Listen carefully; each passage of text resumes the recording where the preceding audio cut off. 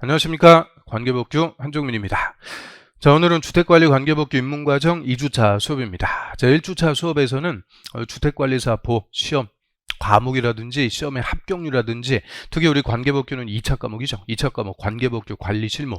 자, 두 과목인데 관계법규가 더 중요하다고 그랬어요. 시험에서 실제 점수도 더 안 나와요. 그리고 여러분들이 더 어려워하는 과목이죠. 이유는 이 관계법규에 포함되는 법률이 총 14개입니다. 14개. 그래서 주택법, 공동주택관리법, 건축법, 임대주택법 해갖고 14개 법률. 거기에 대한 또 대통령령이 있으니까 이 내용이 제일 방대하다라고 그랬어요. 제일 내용이 많다. 그래서 2차 과목에서는 관계법규 조금 더 신경 써갖고 공부하셔야 된다고 그랬고요. 그 다음에 관계법규의 14개 법률 공부하기 위해서 기본적인 개념들, 행정청이라든지 법률이라든지 대통령령, 부령 이런 기본 개념들 쭉 제가 말씀을 드렸습니다. 자, 우리 관계법규 들어왔고, 자, 14개 법률 중에서 우리 이제 다른 법의 기초가 되는 가장 기본적인 법률이 건축법이다라고 했고요. 이 건축법이 우리 시험에서 7문제가 출제가 됩니다. 7문제. 그 중에서 한 4문제 정도, 5문제 정도는 객관식, 2문제, 3문제는 또 주관식으로 출제가 되고 있죠. 이 건물 건축에 관한 일반법으로서 우리나라에서 누구라도 건물 건축하려면 이 건축법에 따라서 건축 허가부터 받아야 돼요. 그래서 이 건축법이 가장 기본적인 개념들, 건물이 뭐고 건축이 뭐고 이런 기본적인 개념들을 담고 있기 때문에 우리가 관계법규 공부하는데 첫 번째다라고 말씀드렸고요. 그래서 이 건축법 적용하는 물건 중에서 건물, 건물 개념은 매년 우리 시험에 출제가 된다라고 했고요. 이 건물 짓는 땅, 대지, 설비, 공작물, 그리고 이 건물의 세 가지 행위를 할 때 건축, 대선, 용도 변경, 특히 건축하고 대선 이 가장 기본적인 개념들 우리 시험에서도 거의 매년 물어보고 있죠. 그래서 건축물이 뭐고 건축이 뭐고 대선이 뭐고 특히 우리 건물의 용도, 단독주택, 공동주택 자 이런 것들은 주택법에서도 계속 써먹는 가장 기본적인 개념이죠. 그래서 단독주택, 공동주택 그리고 면적과 높이 충수의 산정 건폐율, 용적률 이런 기본적인 개념들 우리가 쭉 공부를 했습니다. 그래서 입문과정에서는 다른 게 중요한 게 아니고 용어 이런 이제 어려운 법률 용어들 많이 나오는데요. 그 용어하고 친숙해 주는 게 가장 중요하다 이렇게 말씀드릴 수가 있죠. 그래서 자 오늘은 이제 이 건물 건축하려면 건축법에 따라서 건축 허가부터 왔습니다. 자 건축허가 파트도 우리 시험에 매년 나오게 돼요. 그리고 경미안에 있는 신고해라. 가설 건물 이런 것들이 있는데 자, 이 건물 건축하려면 건축 허가부터 간다. 자, 오늘 여기서부터 한번 이어갖고 보겠습니다. 자, 그래서 우리 입문서는 105페이지가 돼요. 105페이지인데 자, 먼저 제가 간단하게 설명하고 이제 교재 보고 쭉 정리를 해가죠. 자, 그러면 2장의 건물의 건축, 이 건물 건축하려면 건축법에서 건축 허가부터 왔습니다. 자, 건축 허가는 그냥 우리 시험에 무조건 나온다 이렇게 생각하시면 되고요. 자, 이 건축 허가를 기반으로 해서 어떤 절차로 건물을 건축하고 이 건축한 건물 사용하면서 유지 관리하는 기준까지 자, 이렇게 건물 건축 2장이 세 파트로 구성이 되어 있고요. 자, 이 건축 허가 받는 것도 건축 절차 중에 하나니까 먼저 건축 절차. 우리 시험에 이 절차를 물어보고 그런 건 아닙니다. 그래서 일단 절차부터 한번 간단하게 파악을 해보면 우리 건축법에서 건물 건축하는 자를 건축주라고 합니다. 건축주가 직접 건물 짓는 경우도 있는데 그런 경우는 거의 드물고요. 이 건축주는 건축법에 따라서 건물 건축하는 사람, 쉽게 얘기해서 건물 지을 땅하고 돈이 있는 사람. 그 땅하고 돈이 있다. 쉽게 얘기하면 어떤 사람이겠어요? 부러운 사람이죠. 그래서 이 건축주는 땅하고 돈이 있어갖고 건물 건축하는 사람을 건축주. 자, 건축주가 직접 건물 건축하고 하기가 어려우니까 자, 일조원자들하고 계약부터 체결을 해요. 계약. 그래서 이 건축자하고 계약을 체결한 설계자, 주로 이제 건축사가 됩니다. 설계자가 이제 건축법에 맞게 멋진 디자인으로 건물 설계부터 하는 거죠. 설계. 그러면 설계 도면 갖고 건축주가 허가권자한테 제가 이러한 건물 건축하려고 하니까 허가부터 내주세요. 건축 허가 내달라고 신청을 해요. 그러면 허가권자는 건축법상의 기준에 맞더라. 그럼 이제 허가 내줍니다. 자, 허가를 받으면 이 설계도면에 그려진 건물 공사할 수가 있어요. 공사할 수 있는데, 자, 공사에 착수하는 것을 우리가 착공입니다. 우리가 착공. 그래서 건축주는 착공하기 전에 제가 몇 월 며칠자로 착공합니다. 허가권자에게 신고부터 반드시 해줘야 돼요. 그거를 착공 신고한다라고 하고요. 착수하기 전에 착공 신고부터 반드시 해야 된다. 이유는 자, 허가받고 2년 내 공사에 착수 안 했다. 그러면 허가 반드시 취소합니다. 그래서 허가받고 2년이 지나도록 건물 짓는 공사에 착수도 안 했다, 삽질한도 안 했다, 이 건물 안 짓는 거니까 허가를 반드시 취소해버려요. 그래서 허가 취소 안 당하려면 착공 신고부터 의무적으로 해야 돼요. 그래서 착공 신고하고 공사에 착수해서 이 건물 짓는 공사하죠. 공사하는 것을 시공한다, 공사를 시공한다라고 하고요. 이 시공은 역시 건축자와 계약을 체결한 시공자. 시공자가 이제 설계 도면에 맞게 이제 좋은 자재 갖고 공사를 하게 되죠. 그래서 이 시공자가 똑바로 공사하는지 감독하는 사람, 즉 설계 도면대로 좋은 자재 써갖고 공사하는지 감독할 사람을 감리자라고 그래요. 감리자, 감독 관리한다라고 해서 감리자. 그래서 이 감리자를 지정해서 감리자 감독하에 시공자 공사를 합니다. 그래서 이 4명, 건축주, 그리고 설계자, 감리자, 시공자. 자, 요 4명을 우리가 건축 관계자 이렇게 불러요. 건축 관계자. 한마디로 건물 건축과 관련되는 자들, 건물 무너졌다, 그 책임질 사람들이 건축 관계자 이렇게 얘기하고요. 이는 건축 관계자 간의 분쟁이 발생했더라, 건축 분쟁 조정 등을 또 신청할 수가 있죠. 그래서 요 건축 관계자 이렇게 부르는데, 우리 건축법에서는 설계자든 감리자든 시공자든 다 원칙적으로 누가 하는 거냐? 건축주가 계약해갖고 자기가 알아서 다 지정을 합니다. 그래서 우리 시험에서는 뭐 건축주가 다 알아서 하는 거니까 굳이 뭐 물어보고, 그러니까 절차에서 물어보고 그런 거는 거의 없어요. 감리 관련해서 몇 개 또 물어볼 수 있는데요. 그런 것들은 나중에 와서 보면 되죠. 아무튼 건축주가 지정한 감리자 감독하에 시공자가 공사합니다. 뭐 1년이나 2년 공사 다 끝났어요. 이제 공사해갖고 다 끝났다. 그러면 허가를 받은 대로 건물을 건축했는지 검사를 받습니다. 이 검사 받는 것을 다른 법에서는 준공검사 이렇게 표현을 해요. 준공검사. 이 공사를 잘 끝냈는지 검사 받는데, 우리 건축법에서는 사용 승인이라고 용어를 씁니다. 사용 승인 받는 게 준공검사하고 똑같은 거예요. 허가 받거나 신고한 대로 실제 건물 지어놨는지 검사. 이제 허가권자에게 사용 승인을 신청해서 허가권자가 똑바로 건축 다 했더라. 그럼 이제 사용 승인서를 교부. 이 사용 승인서 받고 이제 건물을 적법하게 사용할 수가 있게 됩니다. 그래서 자, 여기 이제 건물 건축하는 절차인데, 자, 이 중에서 핵심은 당연히 건축허가입니다. 건축허가를 못 받으면 다 필요가 없어요. 그래서 허가부터 받는 거고요. 허가 받아갖고 이제 공사 끝나면은 사용 승인 받고 사용. 허가 받아갖고 공사 승인 받아갖고 사용한다. 자, 이게 건축 절차에서는 핵심입니다. 그러면 당연히 건축주는 건물 건축하기 전에, 사전에 건축 허가부터 받는 거죠. 항상 모든 우리 공법상의 허가는 사전 허가입니다. 사후 허가라는 것은 절대 없어요. 사전에 허가부터 받아야 적법하게 건물 건축할 수가 있게 되죠. 그러면 건축허가 간단하게 개념부터 보면, 내가 땅이 이렇게 있어요. 내가 땅이 있다. 이 땅에다가 건물 짓는 거죠. 저 건물 짓는 것은 토지 소유권이라는 재산권 행사입니다. 이 재산권 행사는 본질적으로 자유예요, 금지예요? 자유죠. 내 돈을 어떻게 쓰든 내 땅을 어떻게 이용하든 본질적으로는 다 자유인 거예요. 그래서 건물 짓는 것은 토지 소유권 행사라는 재산권 행사의 자유가 되는 건데, 자, 우리 건축법에서 우리나라에서 누구라도 함부로 건물 건축할 수 없다. 다 건축을 못하게 금지시켜놨어요. 우리나라에서 누구라도 건물 함부로 못 짓는 거예요. 다 금지. 그럼 왜 못하게 해놨을까요? 한마디로 공익이라고 합니다. 공공복리. 공익을 목적으로 누구라도 함부로 건물 건축하지 마라. 그럼 이 건축법에서 얘기하는 공익, 공공복리라고 할 때는 건물의 안전 등을 얘기합니다. 안전, 기능, 미관 이런 것들 얘기하는데요. 특히 건물 안전. 자, 쉽게 얘기해서 지 맘대로 건물 지어갖고 부실시공해서 무너졌다. 자기가 죽는 거 아니죠. 딴 사람이 죽어요. 딴 사람이. 그래서 함부로 건물 지어갖고 무너지게 되면 타인의 생명, 신체 이런 것들의 위해를 초래할 수가 있죠. 즉 함부로 건물 짓는 게 상당히 위험한 행위입니다. 그래서 누구라도 함부로 건물 못 짓게 다 금지시켜놨어요. 그리고 우리 건축법에 규정하는 기준들이 이런 거죠. 건물의 안전 기준이라든지 뭐 기능 기준, 환경 기준 이런 건축법의 기준에 맞게 이제 설계를 해서 허가부터 받는 거죠. 허가. 그럼 건축 허가라는 것을 받았다. 자, 건축 허가를 받게 되면 이 금지가 해제가 된다고 그래요. 건축 금지가 해제, 풀려갖고 이제 적법하게 건물을 건축할 수가 있게 됩니다. 적법하게 이제 건물 건축할 수 있도록 해준다라고 해서, 자, 그래서 이 허가 받기 전까지는 건물 못 짓는 거예요. 금지.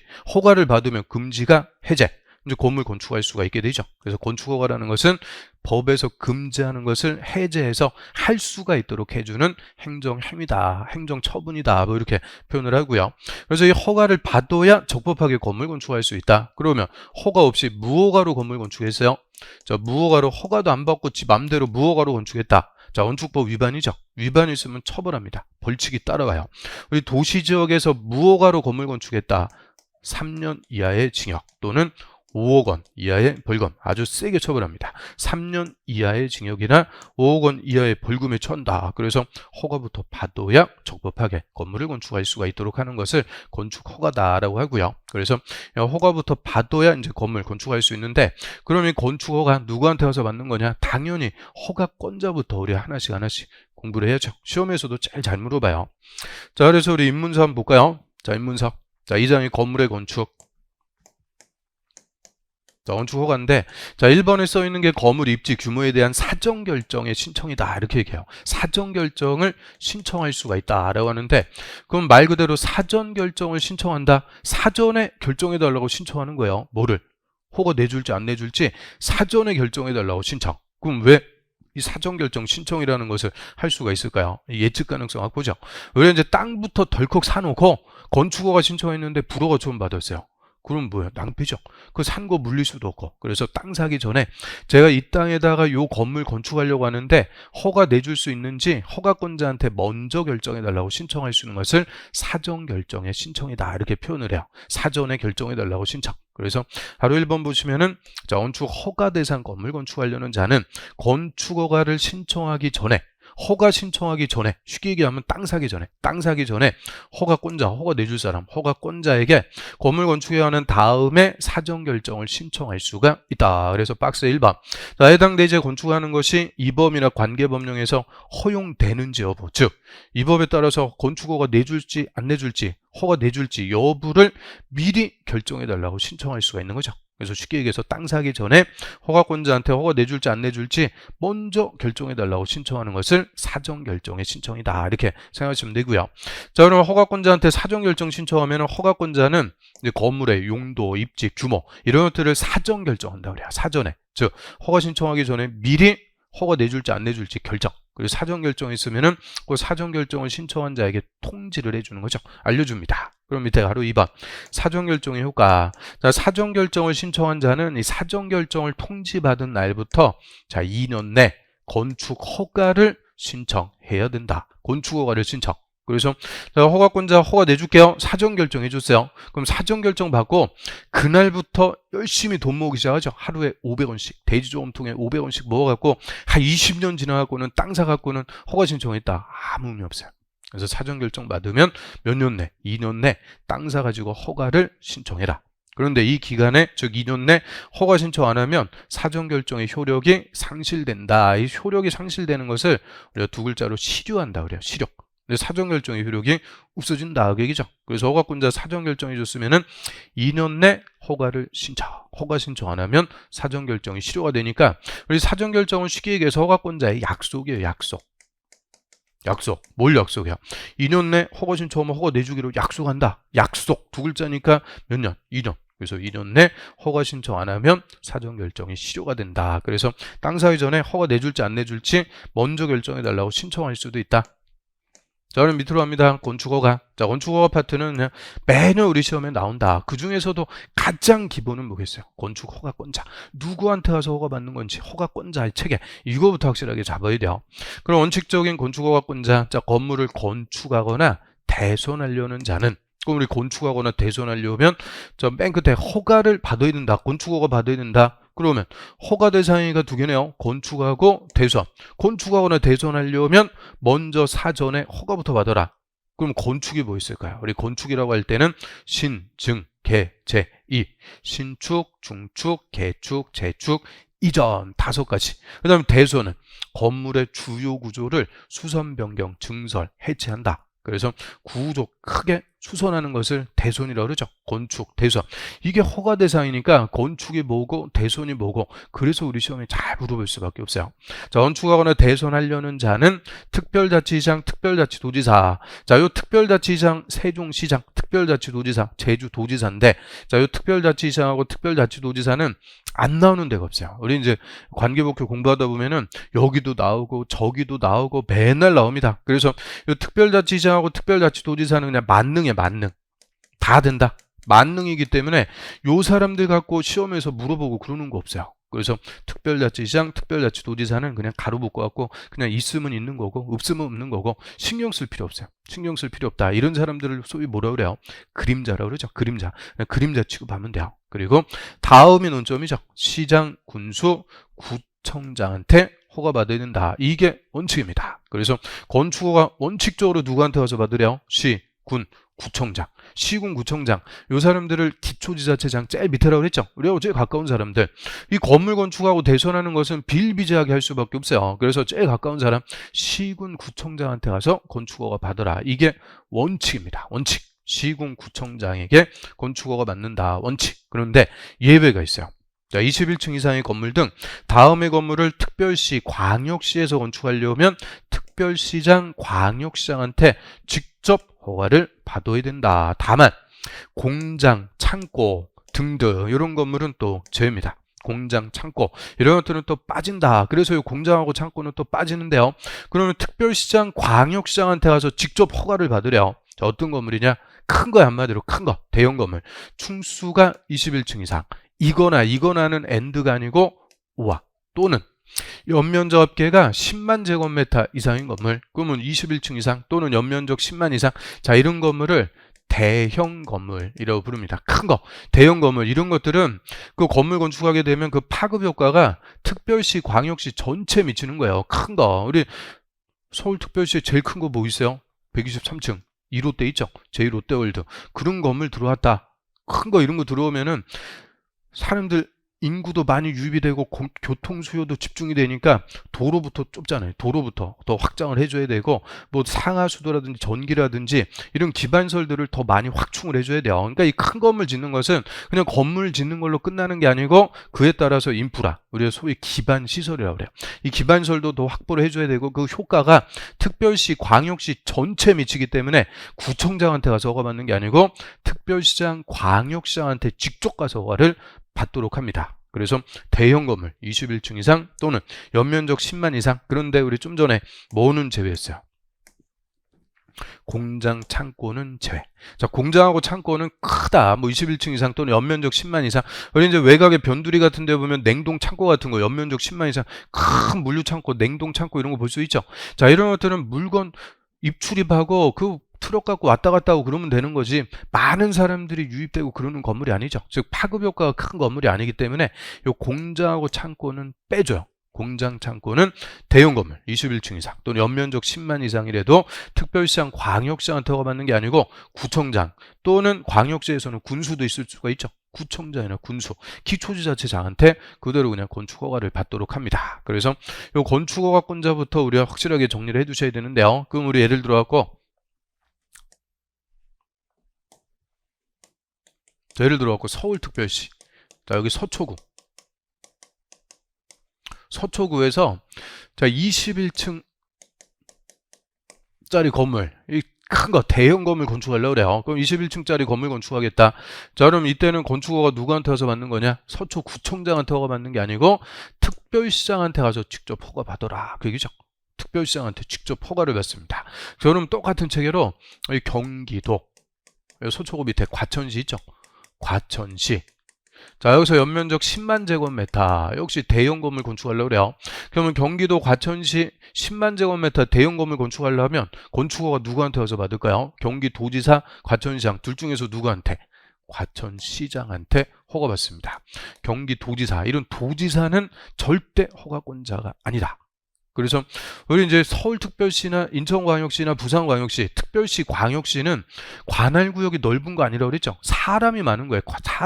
사람이 많아갖고 특별시, 광역시가 된 거지 관할구역 자체가 그렇게 넓은 건 아닙니다. 우리 서울특별시하고 저 경기도의 화성시 있죠. 기초시 화성시가 서울시보다 면적도 넓어요. 그래서 특별시하고 광역시는 면적이 넓은 게 아니고 사람이 많기 때문에 특별히 관리하는 특별시, 광역시라고 부르는 거죠. 그래서 특별시, 광역시에서는 큰 거 건축할 때 그냥 특별시장, 광역시장한테 가서 허가 받으면 돼요. 뭐 서울특별시 저 변두리에서도 서울특별시장한테 가는 거 뭐 1시간이면 전철 타고 다 갈 수 있죠. 그래서 특별시장, 광역시장한테 허가. 그런데 경기도도 그렇고 저리 뭐 강원도라든지 경상북도가 우리나라의 도 중에서는 제일 넓어요. 경상북도 이런데 외진 뭐 무슨 군 막 이런 데 있잖아요. 거기서 건물 건축하는데 큰 거 짓는다고 도지사한테 가서 허가 받으라. 그러면 하루 왼종일 걸리는 거예요. 하루 왼종일. 너무 멀다. 도지사는 너무 멀기 때문에 절대 도지사한테 가서 허가 받는다 이러면 틀려. 그래서 도에서는 대형 건물도 다 시장이나 군수한테 가서 허가를 받도록 합니다. 그런데 다만 이 시장이나 군수가 이 대형 건물 허가하려면 먼저 도지사한테 물어봐야 돼요. 그 물어보는 것을 사전 승인 신청한다고 그래요. 허가 내줘도 괜찮습니까? 과천시장이 경기도지사한테 물어보는 거예요. 행정청 내부에서 지들끼리 물어보는 거고, 여기에 대해서 도지사 허가해도 좋다, 승인을 해주면 이제 시장이 허가를 내줘요. 그래서 도지사는 시장이나 군수에게 허가를 해도 좋다, 승인을 해주는 거지 직접 우리한테 허가를 내주는 허가권자는 아니다. 자, 이 체계를 확실하게 정리를 좀 해두셔야 돼요. 그래서 특별시하고 광역시에서는 21층 이상 또는 연면적 10만 이상, 다만 뭐는 빠진다고 그랬어요? 공장, 창고는 제외. 공장하고 창고는 빼고. 자, 이런 대형 건물을 특별시, 광역시에서 건축할 때는 특별시장, 광역시장한테 가서 직접 허가 받는 거예요. 근데 도에서 이 대형 건물 건축할 때는 도지사한테 허가 받는 게 아니고 시장이나 군수에게 허가 받는다. 다만 시장, 군수가 허가하기 전에 도지사의 뭐부터 받고? 승인. 도지사의 사전 승인을 받아서 일반 우리 국민들에게 허가를 내주게 되는 거죠. 그래서 도지사는 허가권자 아니고 사전 승인권자가 된다라고 하는데, 자, 우리 입문서에서는 그 도지사의 사전 승인은 또 빠져 있으니까 그거는 기본서 가서 보도록 합니다. 그래서 일단 절대 건축 허가권자가 될 수 없는 게 누구다? 도지사. 그래서 도지사한테 가서 허가받는다 그러면은 틀린다는 거. 자, 요 도지사하고 요 특별자치도지사하고는 다른 거예요. 도지사는 뭐 경기도지사라든지 뭐 충청남도지사라든지 경상북도지사라든지 그런 자들 얘기하고요. 특별자치도지사는 제주도지사. 제주도에서는 제주도지사가 그냥 다 알아서 하는 거예요. 그리고 우리 강원도하고 전북특별자치도, 강원특별자치도, 전북특별자치도 있는데 그거는 특별자치도라고 쓰고 있지만 일반 도하고 똑같이 간다. 그래서 우리 법에서 특별자치시장, 세종시장, 특별자치도지사는 제주도지사. 그래서 제주도지사하고 일반 도지사하고는 다른 거니까 이거는 좀 구분하셔야 돼요. 그래서 절대 허가권자 될 수 없는 게 그냥 도지사다. 이렇게 정리하고요. 그 다음에 이제 한 페이지 넘겨보시면 건축허가 받기 위한 요건입니다. 자, 허가 받으려면 대지의 소유권부터 확보를 해야 된다. 당연한 겁니다. 그럼 대지의 소유권을 확보해야 건축허가 받을 수 있다. 쉽게 얘기하면 뭐예요? 땅이 있어야 된다. 그죠? 그럼 쉽게 얘기해서 남의 땅에다가 건물 지을 수 있어요? 없어요? 없다. 남의 땅에다 건물 못 짓는 거니까 건물 건축하려면, 저 건축허가 받으려면 땅부터, 대지의 소유권부터 확보하는 것이 원칙이다. 당연한 거고요. 근데 다만 다음에 해당할 때는 또 그러하지 않다. 예외. 즉 대지 소유권 확보 안 해도 건축허가 받을 수가 있대요. 그래서 박스에 보면은 1번 건축주가 대지의 소유권을 확보하지 못했는데 대지의 사용권을 확보했을 때, 그럼 대지의 사용권이 확보가 되면 소유권 없어도 허가 받을 수가 있대요. 저 건물 건축할 수 있다. 그럼 사용권 대표적으로 뭐 있을까요? 우리 이제 민법 시간에 배우실 지상권이라든지 또는 임차권 이런 것들 얘기해요. 그럼 지상권이나 임차권이 설정돼 있으면 남의 땅이라도 건물 줄 수 있는 거예요. 그래서 사용권 확보했을 때는 허가 내줄 수 있다. 당연한 거니까. 그래서 얘는 단서가 또 핵심이죠. 다만 분양을 목적으로 하는 공동주택은 다시 제외입니다. 그럼 사용권 확보하면 허가받을 수 있는데 분양을 목적으로 하는 공동주택은 제외. 이 말은 이 분양 목적의 공동주택은 사용권 안 된다. 무조건 원칙대로 뭐를 확보해라? 소유권. 소유권 확보해야 허가받을 수 있다. 얘기죠. 그럼 분양을 하기 위해서 건축하는 공동주택은 공동주택 건물하고 땅하고 일체로 분양을 해야 되니까 이때는 사용권 안 된다는 거예요. 반드시 토지의 소유권 확보해야, 대지의 소유권 확보해야 허가 내준다. 얘기죠. 그래서 분양하기 위해서 건축하는 공동주택은 소유권 확보를 해야 됩니다. 이게 원칙의 예외, 그냥 다시 예외니까 이런 것들이 쉽지가 않은 거예요. 확실하게 정리해 두셔야 돼요. 그 다음에 또 동그라미 2번 볼까요? 동그라미 2번은 공유 건물이요. 여러 명이서 공동으로 소유하고 있는 건물, 공유 건물이라고 그러죠. 공동 소유하는 건물. 이 공유 건물이 노화돼 갖고 무너지려고 그래요. 그래서 이 공유 건물을 신축, 개축, 재축, 리모델링 하려고 그러는데 우리 민법 시간에 이것도 배우실 거예요. 민법에서 공유물을 변경하겠다. 공유물 변경할 때는 공유자 전체 동의가 있어야 돼요. 공유자 전원의 동의가 있어야 이런 노후 건물 이런 것들 신축하고 개축하고 이런 거 할 수 있는데 꼭 공유자 중에서 한두 명이서 아우 돈 없다 하고 뭐 하냐, 그냥 이대로 그냥 이용하자, 뭐 그렇게 꼭 반대하는, 안티 거는 사람들이 꼭 있어요. 그래서 이런 공유 건물이 노화되었고 신축, 개축, 재축이 되는데 꼭 반대하는 사람들이 한두 명 공유자가 있으니까, 그래서 이 공유 건물은 건물과 대지의 공유자 수의 80% 이상의 동의를 받고 그 동의한 공유자의 지분이 역시 전체 80% 이상, 한마디로 공유자하고 지분의 80% 이상의 동의를 받으면 건축허가 내준다, 그 얘기입니다. 그래서 공유 건물은 이제 전원의 동의가 아니고, 공유자 전원의 동의가 아니고 공유자 80% 이상의 동의를 받으면 건축허가를 내줘요. 그럼 허가 받으면은 이 허가를 받은 건축주는 동의하지 않은 나머지 공유자에게 뭐 할 수 있냐? 매도 청구. 그 지분 팔고 나가라고 매도 청구라는 것을 할 수가 있게 됩니다. 매도 청구. 그래서 매도 청구는 팔고 나가세요. 매수 청구라는 것은 사달라고 청구하는 거예요. 매수 청구는 사달라고. 매도 청구는 팔고 나가라, 팔라고 청구하는 건데, 자, 이 매도 청구는 청구권이 아니고 형성권입니다. 행사하면 그냥 무조건 시가대로 매매계약이 체결돼서 팔고 나가라, 쫓아내는 거예요. 쫓아내는 거. 그거 불응하면은 소송으로 가. 제기해갖고 소송 제기해서 승소 판결 받고 그냥 쫓아버릴 수가 있어요. 그래서 이 매도 청구를 할 수가 있도록 함으로써, 그래서 이 공유 건물은 이제 노화돼갖고 신축이나 개축, 리모델링 조금 원활하게 할 수 있게끔 공유자 전원의 동의가 아니고 몇 프로의 동의 받으면 허가 내주겠다. 80% 이상. 80% 이상의 동의 받으면 허가 내준다. 뭐 그 정도. 나머지 것들은 중요한 게 아니죠. 그 다음 밑으로 합니다. 건축허가의 취소. 자, 허가를 취소하는데 반드시 취소해요. 반드시 취소하는 것을 저는 필수적 취소다, 필수적 또는 뭐 의무적으로 취소한다, 기속적으로 취소한다, 뭐 이렇게 여러 가지 표현하는데 저는 그냥 필수적 이렇게 씁니다. 반드시 취소해야 된다. 그래서 우리 이제 관계법규에서 반드시 취소하고 이런 것들이 나와요. 이런 것들이 항상 중요한 거예요. 대부분 취소할 수 있다. 자격을 취소할 수 있다. 우리 주택관리사 자격 취소할 수 있다. 그런데 반드시 취소해야 된다. 그런 것들이 항상 논점이 되죠. 그래서 건축허가도 반드시 취소하는 사유가 있는데요. 자, 허가권자는 허가를 받은 자가 다음에 해당할 때는 허가를 취소할 수가 있다. 그러면 틀려. 야, 이게 그래서 해야 된다, 할 수 있다, 이런 거 장난치면은 참 만만한 게 아닌데, 이게 해야 된다라고 나오는 게 몇 개가 안 돼요. 그래서 이거는 항상 중요한 논점. 반드시 취소합니다. 다만 정당한 사유가 있을 때는 1년까지 착수기간을 연장해 줄 수 있는데요. 착수기간의 연장은 건축법이든 주택법이든 다 1년이요. 1년까지 착수기간은 연장해 줄 수가 있고요. 그럼 원칙적으로 허가 취소하는 사유, 허가 받은 날부터 2년, 공장은 또 3년인데 원칙 2년, 2년 내 공사에 착수하지 않으면 허가를 취소할 수가 있는 게 아니고 해야 된다. 이거 주관식이죠. 주관식으로 그냥 그대로 기출. 그래서 우리 좀 전에 건축허가 받고 착공 신고부터 해야 된다 그랬죠. 왜요? 2년 내 착수 안 하면 허가를 반드시 취소. 건물 못 짓게 되는 거예요. 그래서 허가 취소 안 당하려면 뭐부터 해라? 착공 신고부터. 그래서 허가 받고 2년 내 착수 안 하면 반드시 허가를 취소. 다만 정당한 사유가 있을 때는 1년까지 연장할 수는 있고요. 그 다음에 원칙 2년 내 착수는 했는데 공사 완료가 불가능하대요. 공사 완료가 불가능하다, 이 말은 건물 다 못 짓는다 그죠? 중간에 건축주 뭐 부도 파산 없어졌어요.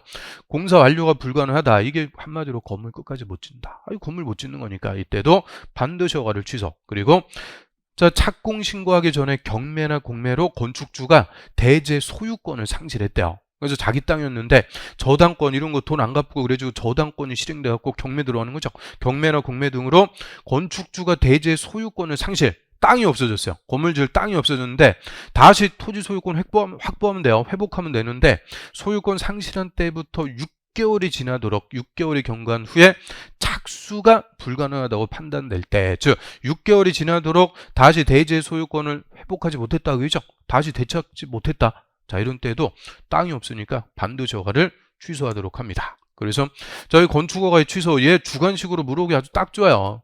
1년 연장해 줄 수 있고 원칙은 2년 내 착수해죠. 공장은 또 몇 년? 3년. 그리고 6개월이 지나도록 대지의 소유권을 다시 회복하지 못했다. 이때도 반드시 허가를 취소하니까 이런 것들이 그냥 시험에 잘 물어볼 수밖에 없어요. 아주 중요한 논점이 되죠. 그 다음 밑으로 합니다. 건축허가의 거부.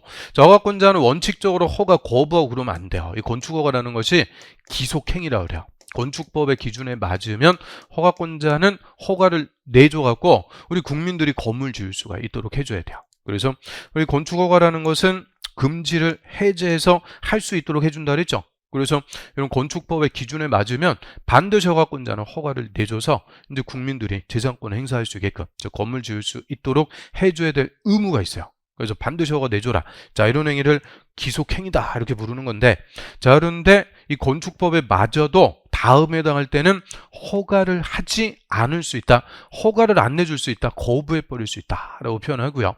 그래서 허가 안 내주면 건물 못 짓게 되죠. 항상 못하게 할 때는 허가권자가 지 맘대로 못해요. 건축위원회 심의. 건축위원회는 건물 건축에 관한 전문가, 뭐 교수님이라든지 관계 공무원이라든지 이런 건축에 관한 전문가들로 구성된 위원회를 건축위원회라고 그래요. 다 있어요. 국토부에는 중앙건축위원회, 우리 시도에는 시도건축위원회, 시군구에는 시군건축위원회. 그래서 국가라든지 지자체 다 건축위원회라는 게 다 구성이 되어 있고요.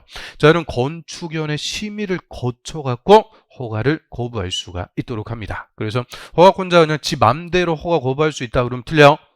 건축위원회 심의 거쳐갖고 허가를 안 내줄 수가 있는데, 자, 허가를 거부할 수 있는 사유가 딱 두 개입니다. 먼저 위락설하고 숙박설에 해당하는 건물의 건축을 허가하는 경우 그 건물의 용도, 규모, 형태가 주거 환경 또는 교육 환경 등 주변 환경에 부적합하다고 인정하면 허가를 거부해 버릴 수 있다. 한마디로 주변 환경에 부적합하면 허가 안 내줄 수 있다. 그러니까 이 건축법뿐만 아니라 뭐까지 고려하겠다는 거예요. 주변 환경. 주변 환경까지 고려해서 환경에 부적합하면 허가 안 내주겠다. 자, 요거는 딱 두 개입니다. 위락설하고 숙박설. 딱 요 두 개만. 다른 거는 거부하고 이런 거 안 돼요. 딱 요 두 개만. 위락설하고 숙박설. 그럼 위락설하고 숙박설이 다 건물의 용도인데, 우리 위락설은 우리 제일 좋아하는 거예요. 술 먹고 춤추고 땡기고. 그게 뭐냐, 쉽게 얘기해서 술 먹고 주점, 뭐 단람 주점이든 유흥 주점이든 주점. 그 다음에 춤추고 나이트 클럽 이런 거 있죠. 또 땡기는 거, 카지노 같은 거. 그래서 술 먹고 춤추고 땡기고 이런 것들, 술집이라든지 나이트, 카지노 이런 것들을 위락시설이라고 그래요. 위락설. 그 다음에 숙박설은 뭐겠어요? 호텔, 모텔, 특히 모텔 같은 거. 그래서 술집, 주점이라든지 나이트클럽 그리고 모텔, 이런 위락설하고 숙박시설 요 두 개만 주변 환경에 부적합하면 허가를 거부해 버릴 수 있다. 우리 쉽게 얘기해서 옛날에 이제 신도시 막 일기 신도시, 분당, 일산 이런 신도시에서 문제가 아파트 단지 옆에 뭐가 들어오는 거예요? 모텔, 러브호텔 이런 거 들어오는 거죠. 그래서 주민들이 막 들고 일어난 거예요. 왜 아파트 옆에 러브호텔이냐 막 주민들이 들고 일어나갖고, 그 당시에는 이런 규정이 없었어요. 그냥 건축법을 맞으면 허가 다 내줬던 거예요. 그러니까 막 아파트 단지 옆에 그냥 모텔들 막 들어오고 막 그렇게 되는 거죠. 그래서 아파트 옆에 모텔 있다. 또 애들 학교 옆에 또 나이트 클럽이 들어왔다. 나이트 클럽 들어오고 술집들 들어오고 그러면 되겠어요? 안 되겠어요? 안 되죠. 그래서 딱 이 두 개만. 위락설하고 숙박설은 건축법에 맞아도 주변 환경에 부적합할 때 이때는 허가를 거부할 수가 있게 됩니다. 그래서 이것도 다 이렇게 그냥 물어보기 딱 좋은 거죠. 주관식으로. 그 다음에 이제 두 번째, 방제지구. 방제지구라는 것은 재해를 예방해서 저는 용도지구라고 그래요. 상습 침수적 이런 게 대표적인 거예요. 상습 침수적 이런데 우리 서울에서 그냥 맨날 홍수만 나면 잠기는 데 있죠. 그런 상습 침수적 이런데 자연재해를 예방하기 위해서 저는 용도지구가 방제지구, 말 그대로 재해를 예방하는 용도지구다 이렇게 들어두시면 돼요. 또 자연재해 위험 개선지구 등 상습 침수되거나 침수가 우려되는 지역, 한마디로 상습 침수 지역에서 건축하려는 건물의 일부 공간, 여기서 일부 공간은 한마디로 지하층 생각하시면 돼요. 지하층에다가 거실은 다른 말로 방이죠. 방을 설치하는 것이 부적합할 때, 그래서 상습 침수 지역인데 건물의 지하층에 방을 설치해갖고 또 살다가 그 임차인 살다가 또 홍수 나가고 막 돌아가시고 그러잖아요. 이게 한마디로 위험하다. 위험한 거니까 허가 안 내줄 수 있다. 그래서 우리 서울특별시는 이것 때문에 요 상습 침수 지역 이런데 지하층에 방을 설치하겠습니다. 건축허가 신청하면 허가 그냥 안 내줍니다. 허가 거부해버려요.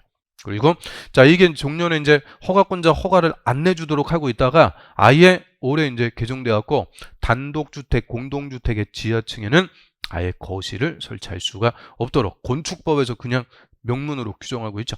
아예 못하게 규제합니다. 그래서 이 허가를 거부할 수 있는 경우는 딱 이 두 개인데, 특히 위락설하고 숙박설 이 두 개는 주변 환경에 부적합하면 허가를 거부할 수가 있다. 그 다음 밑으로 갑니다. 건축허가의 제한이라고 그래요. 허가의 제한이라는 것은 허가를 못 내주게 하는 거예요. 말 그대로 허가를 못 내주게 하는 것을 허가의 제한. 그래서 당분간 건축을 금지할 필요가 있으니까 허가권자한테 허가 내주지 마라. 허가 자체를 못 내주게 하는 거를 허가 제한 이렇게 생각하시면 되고요. 그래서 이 허가권자는 누구였어요? 좀 전에 허가권자 원칙, 시군, 구청장, 예외 특별시장, 광역시장. 그래서 허가권자한테 건축허가를 못 내주게 한다. 그거를 허가의 제한이라고 부르는데요. 자, 먼저 가로 1번의 국토부 장관. 우리 이 관계법규에서 제일 높은 사람이 누구다? 국토부 장관. 건축법, 주택법, 공동주택관리법, 뭐 임대주택, 뭐 민간임대주택이든 공공임대주택이든, 자, 이런 대부분 법률에서 제일 높은 사람이 국토부 장관이에요. 국토부 장관. 그래서 제일 높은 상급 행정청. 이 국토부 장관은 국토 관리를 위해서 특히 필요하거나 주무부 장관이 국가유산은 문화재입니다. 문화재, 보전, 환경보전, 국민경제를 위해서 특히 필요하다고 인정해서 뭐 하는 거냐? 요청을 해요. 요청. 장관. 그래서 뭐 국방부 장관이라든지 또는 환경부 장관이라든지 또는 기재부 장관 이런 자들이 특히 필요해서 뭐를 하는 거냐? 요청. 국토부 장관에게 요청을 하는 거예요. 요청하면 모든 허가권자의 건축허가 또 이미 허가를 내줬으면 착공을 못하게 제한할 수가 있습니다. 자, 요거 꼼꼼히 잘 보셔야 돼요. 자, 그래서 국토부 장관은 우리 관계법규에서 제일 높은 사람이니까 모든 허가권자의 건축허가를 다 제한할 수 있어요. 이미 허가 내줬으면 착공을 또 못하게 제한할 수가 있죠. 그래서 국토부 장관은 모든 허가권자의 건축허가를 제한할 수가 있는데, 자, 사유는 국토부 장관이니까 국토 관리를 위해서 특히 필요하다. 이거 읽어보시면 되고, 그 다음에 주무부 장관이 뭐를 했을 때? 요청했을 때는 허가권자의 건축허가를 제한할 수가 있고요. 그래서 우리 이제 예전에 한 10몇 년 전쯤에 MB가 누군지 아시죠? 이명박 씨. 서울특별시장일 때 제2롯데월드 그 당시에 건축허가 신청한 거예요. 그럼 MB는 허가 내주려고 그랬죠. 삽질하고 이런 거 좋아하니까 허가 내주려고 그랬는데, 자, 그 당시에 국토부 장관이 국방부 장관의 요청. 그 이제 그 잠실 밑에 보면은 서울에, 성남에 그 대통령 뜨고 내리는 그 공군 비행장 있죠. 군사시설이 있어요. 그래서 100층짜리 건물 짓게 되면은 그거 다 보이는 거예요. 또 비행기들, 전투기들 막 이착륙하고 이러는데 또 지장을 주고 그러니까 국방부 장관이 국방을 위해서 요청해갖고 국토부 장관이 서울특별시장의 건축허가를 제한을 했어요. 그래서 이명박 시장, MB 시장일 때는 제2롯데월드의 건축허가가 안 났어요. 그런데 몇 년 뒤에 MB가 이제 뭐가 됐다? 대통령. 그리고 오세훈 시장이 이제 제2롯데월드 허가 내줘갖고 이제 제2롯데월드를 건축할 수가 있게 됐던 거죠. 그리고 그 제2롯데월드가 123층, 세계에서 5번째인가 6번째인가 그 높은 건물이요. 자랑스러운 거죠. 아무튼 자, 그래서 국토부 장관은 모든 허가권자, 특별시장이든 광역시장이든 시군 구청장이든 모든 허가권자 허가를 못 내주게 제한할 수가 있다. 자, 이번에서 또 가로 2번. 자, 특별시장, 광역시장, 도지사. 자, 이 사람들을 우리 줄여갖고 시도지사 이렇게 줄여갖고 부른다 그랬죠. 시도지사는 지역계획이나 도시군 계획에 특히 필요하다고 인정하면 시군 구청장입니다. 시군 구청장의 건축허가나 임명허가 내줬으면 착공을 제한할 수 있다. 일단 여기까지. 그러면 특별시장, 광역시장, 도지사, 이 광역지자체장도 건축허가 제한할 수가 있는데, 저희 시도지사는 모든 허가권자. 그러면 틀려. 시도지사는 자기보다 밑에 시장, 군수, 구청장. 우리 도지사는 시장, 군수. 특별시장, 광역시장은 구청장이나 군수, 자기보다 하급이요. 시군 구청장의 건축허가를 제한할 수가 있도록 하고요. 그래서 자, 일단 국토부 장관은 모든 허가권자, 시도지사는 시군 구청장의 허가 제한할 수가 있죠. 그리고 국토부 장관은 국토관리를 위해서 필요하거나 장관이 요청하는 건데, 시도지사는 지역계획, 아무데로 지자체장이니까 그 지역계획 또는 도시계획, 정확하게 하면 도시군 계획인데, 자, 지역계획이나 도시군 계획에 특히 필요할 때, 이때는 시군구청장의 허가를 못 내주게 제한할 수 있다. 우리 이제 도시군 계획 사업이라고 해서 대표적으로 정비사업 같은 거 있죠. 재개발. 그럼 재개발하려면은 기존의 노후불량 건물 다 어떻게 돼요? 노후불량 주택 다 철거 싹 밀어버리고 새로 기반시설부터 설치해주고 아파트 짓고 해야 되는데, 아니 재개발할 구역에 자꾸 시군구청장이 건축허가 내주고 그러면은 새 건물 지으면 재개발 못하는 거예요. 그래서 이런 지역계획이나 도시군 계획에 특히 필요하더라. 이때는 시군구청장한테 허가 못 내주게 제한할 수가 있죠. 그리고 이 시도지사가 시군구청장의 건축허가를 제한했다. 이때는 즉시 국토부 장관에게 보고해야 돼요. 사후에 국토부 장관에게 보고. 그런데 이 보고를 받은 국토부 장관이 보니까 이 제한이 너무 지나쳐요. 이때는 시도지사에게 해제하라고 뭐 할 수 있냐? 명령할 수가 있습니다. 해제 명령이요. 그래서 국토부 장관은 이 건축허가 제한이 너무 지나치다고 인정할 때는 해제를 명령할 수가 있다. 그래서 저 국토부 장관은 모든 허가권자, 시도지사는 시군 구청장이 건축 허가를 못 내주게 제한할 수가 있는데요. 자, 영구적으로 제한한다 있을 수가 없어요. 영구적으로 건물 짓지 마라. 영구적으로 제한한다 있을 수가 없죠. 그래서 건축 허가 제한은 건축허가나 착공 제한할 때 원칙 2년 이내인데 다만 1회 1년 연장할 수가 있다. 얘가 숫자라고 제일 잘 물어봐요. 2년에 1년 연장. 최장 몇 년까지? 3년까지 건축허가는 제한할 수가 있도록 합니다. 그래서 2년에 1년 연장. 그대로 그냥 주관식이죠. 2년에 1년 연장해서 최장 3년까지 건물 못 짓게 건축허가를 제한할 수도 있고요. 그 다음에 이제 건축 절차에서 사용 승인, 우리 사용 승인을 다른 말로 준공검사, 허가받거나 신고한 대로 건물 건축했는지 검사부터 받습니다. 그래서 바로 사용 승인 나오는데 나중에 우리 기본서 가면은 또 건축허가만큼 중요한 게 건축 신고라 그래요. 건축 신고. 자, 얘는 허가까지는 필요 없고 간단하게 뭐만 해줘라. 신고. 이 신고하는 것은 경미한행위라고 그랬죠. 경미한 건축이나 대손일 때는 그냥 건축 신고만 해주면 된다. 이게 또 건축허가 파트에서는 아주 잘 물어보는 논점이에요. 그래서 건축 신고하는 거, 바닥 면적 합계 85제곱미터 이내에 중축, 개축, 재축, 중축, 개축, 재축하는데 85제곱미터 이하. 또 연면적 100제곱미터 이하 건물을 신축하는 거, 새로 짓는데 연면적 자체가 100제곱미터 이하 30평 이하짜리 이런 것들은 신고만 해주면 된다. 그래서 이 건축 신고하는 게 또 우리 시험에 아주 잘 물어보는 중요한 논점이라고 그래요. 나중에 기본서 가서 보도록 하고요. 자, 그래서 사용 승인 바로 써 있으니까 그냥 요거 보죠. 건축주가 건축 허가를 받았어요. 원칙대로 건축 허가 받았다. 경미한 건축일 때는 신고만 하면 되죠. 건축 신고했다. 건축 허가 받거나 건축 신고한 건물 또는 허가받는 가설 건물, 허가 대상인 가설 건물에 공사를 완료한 후 건물 사용하려면 감리자가 작성한 감리 완료 보고서, 공사 완료 도서, 자, 이런 것들 첨부해갖고 허가권자에게 사용 승인을 신청해야 된다. 자, 그래서 일단 이거 꼼꼼히 보셔야 돼요. 자, 그럼 사용 승인 받는 대상은 건축 허가 받거나 건축 신고했거나 우리 나중에 볼 허가 대상 가설 건물, 딱 요 세 개가 사용 승인 대상입니다.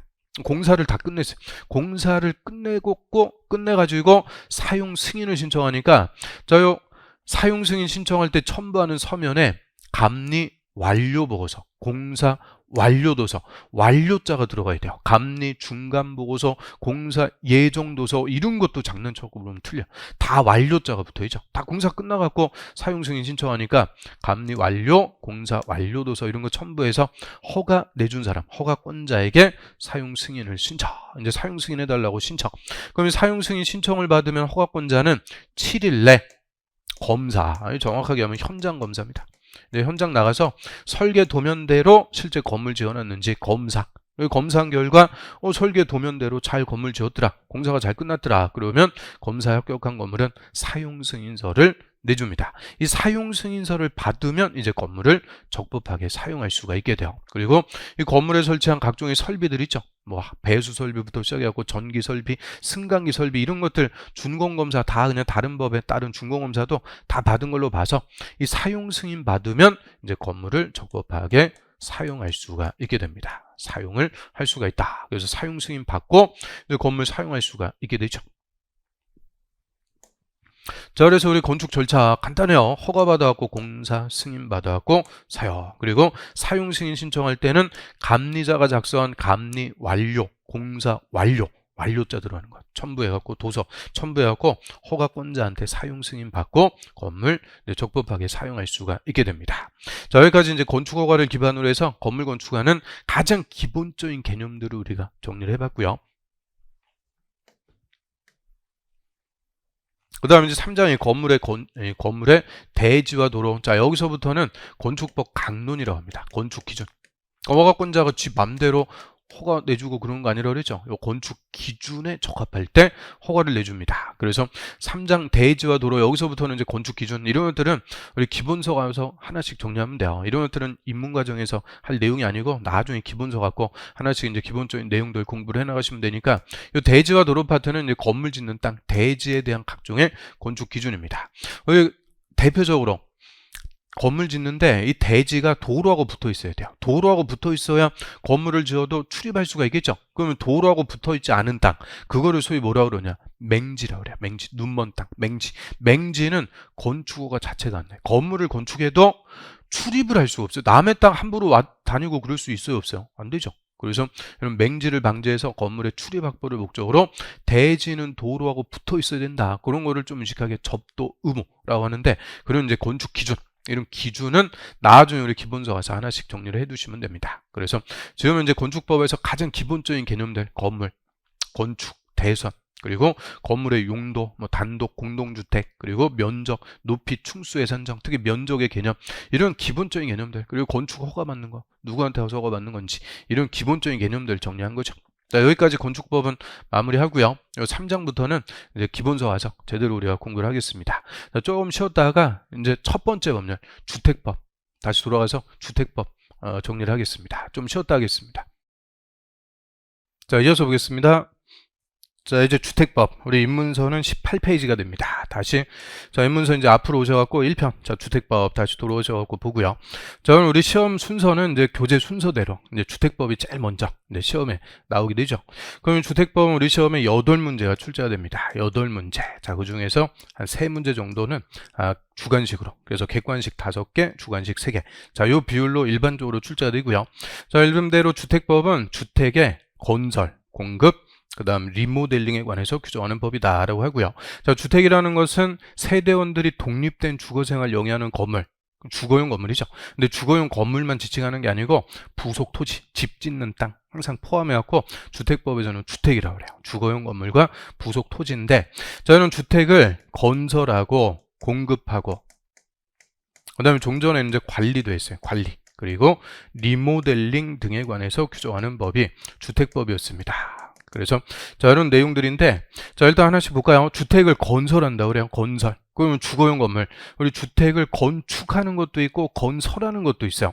건축법에서는 건물을 건축이라고 부르죠. 근데 주택법은 건설. 자, 건설이라는 것은 내 집 한 채 짓는 거 아니라고 그랬죠. 집단적으로. 그래서 용어를 다르게 쓴다는 것은 의미가 다르다는 거예요. 그래서 주택법에서는 내 집 한 채 짓는 게 아니고 주택을 집단적으로, 아파트 막 몇백 세대 집단적으로 짓는 것을 건설. 여기서 집단적의 기준은 단독주택은 30호라고 불려요. 단독주택 30호 이상.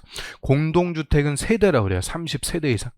그래서 30호, 30세대 이상 지을 때 건설, 그때부터 주택법 적용.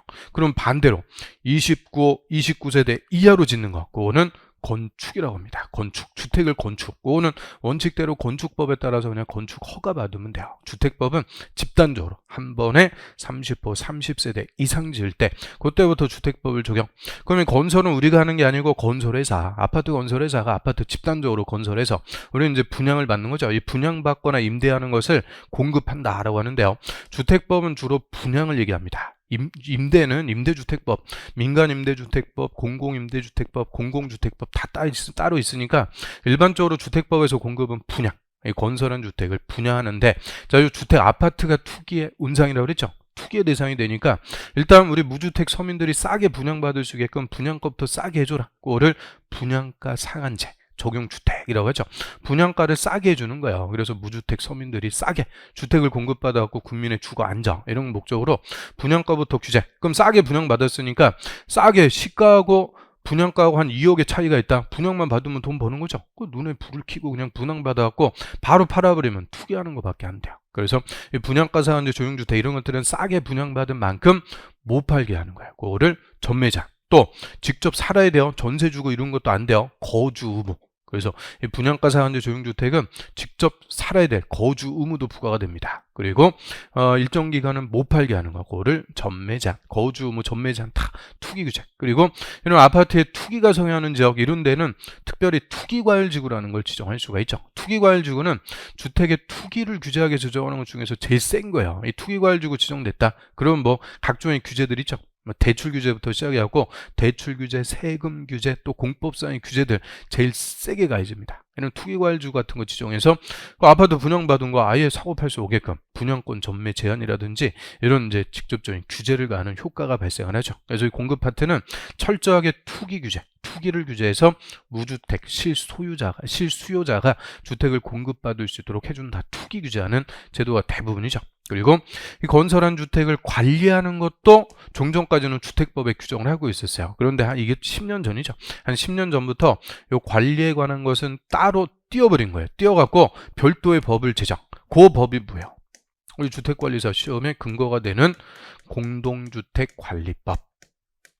공동주택관리법이라는 법률을 새로 제정해갖고 이 관리에 관한 파트는 이 법으로 다 넘겨버린 거예요. 그러니까 이 공동주택관리법은 원래 모법이 무슨 법이었냐? 주택법이었어요. 주택법의 한 파트에 하나였는데 요거를 따로 별도로 법률로 제정을 한 거죠. 그래서 공동주택관리법을 공부하려면 먼저 뭐부터 알아야 되냐? 주택법. 이게 근거가 되는 모법이니까 이 주택법부터 우리가 공부를 하는 거죠. 그래서 이 관리 파트는 이제 주택법이 아니고 공동주택관리법에서 따로 우리가 공부를 하게 되고요. 그 다음에 이제 리모델링이라고 그래요. 리모델링은 고쳐 쓰는 거예요. 고쳐 쓰는 거. 구조는 그대로 놓고 뭐 고쳐 쓰는 것을 리모델링이라고 하고요. 요거하고 이제 구분하는 게 재건축.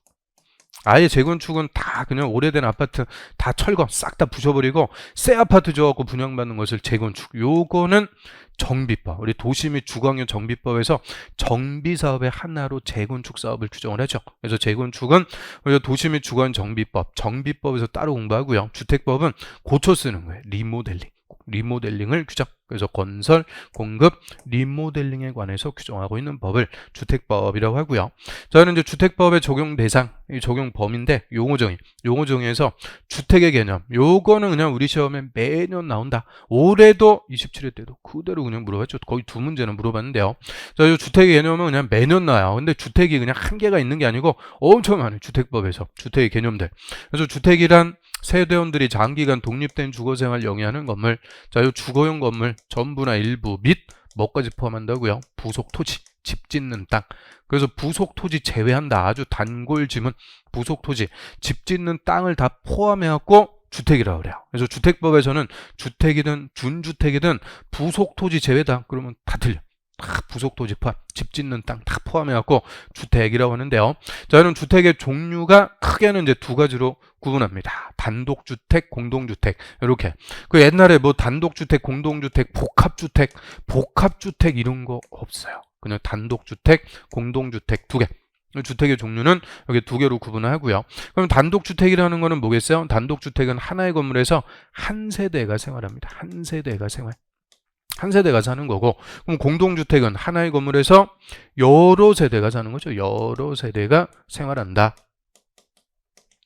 자, 이렇게 이제 기본적으로 개념 잡으면 돼요. 단독주택은 하나의 건물에서 한 세대가 사는 거고, 공동주택은 하나의 건물에 여러 세대가 삽니다. 그럼 여러 세대가 살면서 그 같이 쓰는 부분이 있죠. 벽이나 복도, 계단. 자, 이런 부분을 공용 부분이라고 그래요. 공용 부분. 그 다음에 세대원들이 독립된 주거생활을 영위하는 각 세대 부분이죠. 101호, 102호 이런 식으로 각 세대 부분, 그런 부분을 전유 부분. 그래서 공용 부분, 전유 부분 두 개 구조로 된 주택을 공동주택이라고 합니다. 이에 반해서 단독주택은 한 세대가 사니까 공용 부분이 없어요. 다 무슨 부분이냐? 천유 부분. 주거 용도로만 쓰는 전유 부분이죠. 그래서 이 공용 부분이 있으면 공동, 없으면 단독. 이렇게 구분하시면 돼요. 공용 부분이 있으면 공동주택, 없으면 단독주택. 그 다음에 단독주택의 종류는 주택법에서는 3개 규정합니다. 단독, 다중, 다가구. 딴따라 이렇게 정리하면 되죠. 단독, 다중, 다가구. 우리 건축법에서 이거 배웠네요. 이 단독주택을 협의의 단독주택, 그냥 단독주택 2층 집 뭐 이런 거 생각하시면 되고, 그 다음에 다중주택은 쉽게 얘기해서 뭐라고 그랬어요? 다중주택은 하숙집이라고 그랬죠. 하숙집. 학생이나 근로자 여러 명이서 사는데 독립주거 형태가 아니다. 독립된 주거생활을 할 수 있는 구조가 아니다. 그래서 욕실은 되는데 절대 부엌, 취사는 안 된다고 그랬죠. 그리고 3계층하고 660 이하 이런 요건을 갖추는 하숙지 같은 거를 다중주택. 그 다음에 다가구는 여러 가구가 생활하네요. 다가구 주택. 다가구 주택도 3계층이하고 660 이하고 19세대 이하가 거주하는 공동주택이 아닌 것, 즉 집합건물로 등기 안 했다. 그게 다가구. 그래서 우리 건축법에서 배웠던 개념인데, 근데 주택법에서는 뭐는 또 빠지냐? 공간. 얘는 또 빠져. 주택법에서는 공간은 빠진다. 이게 건축법의 차이점. 그 다음에 공동주택은 공용 부분, 전유 부분 이렇게 두 개 구조로 된 주택인데요. 공동주택도 종류가 아파트, 연립, 다세대, 연, 세 가지. 우리 아파트는 주택으로 쓰는 층수가 5계층 이상, 5계층 이상이면은 면적 관계없이 아파트.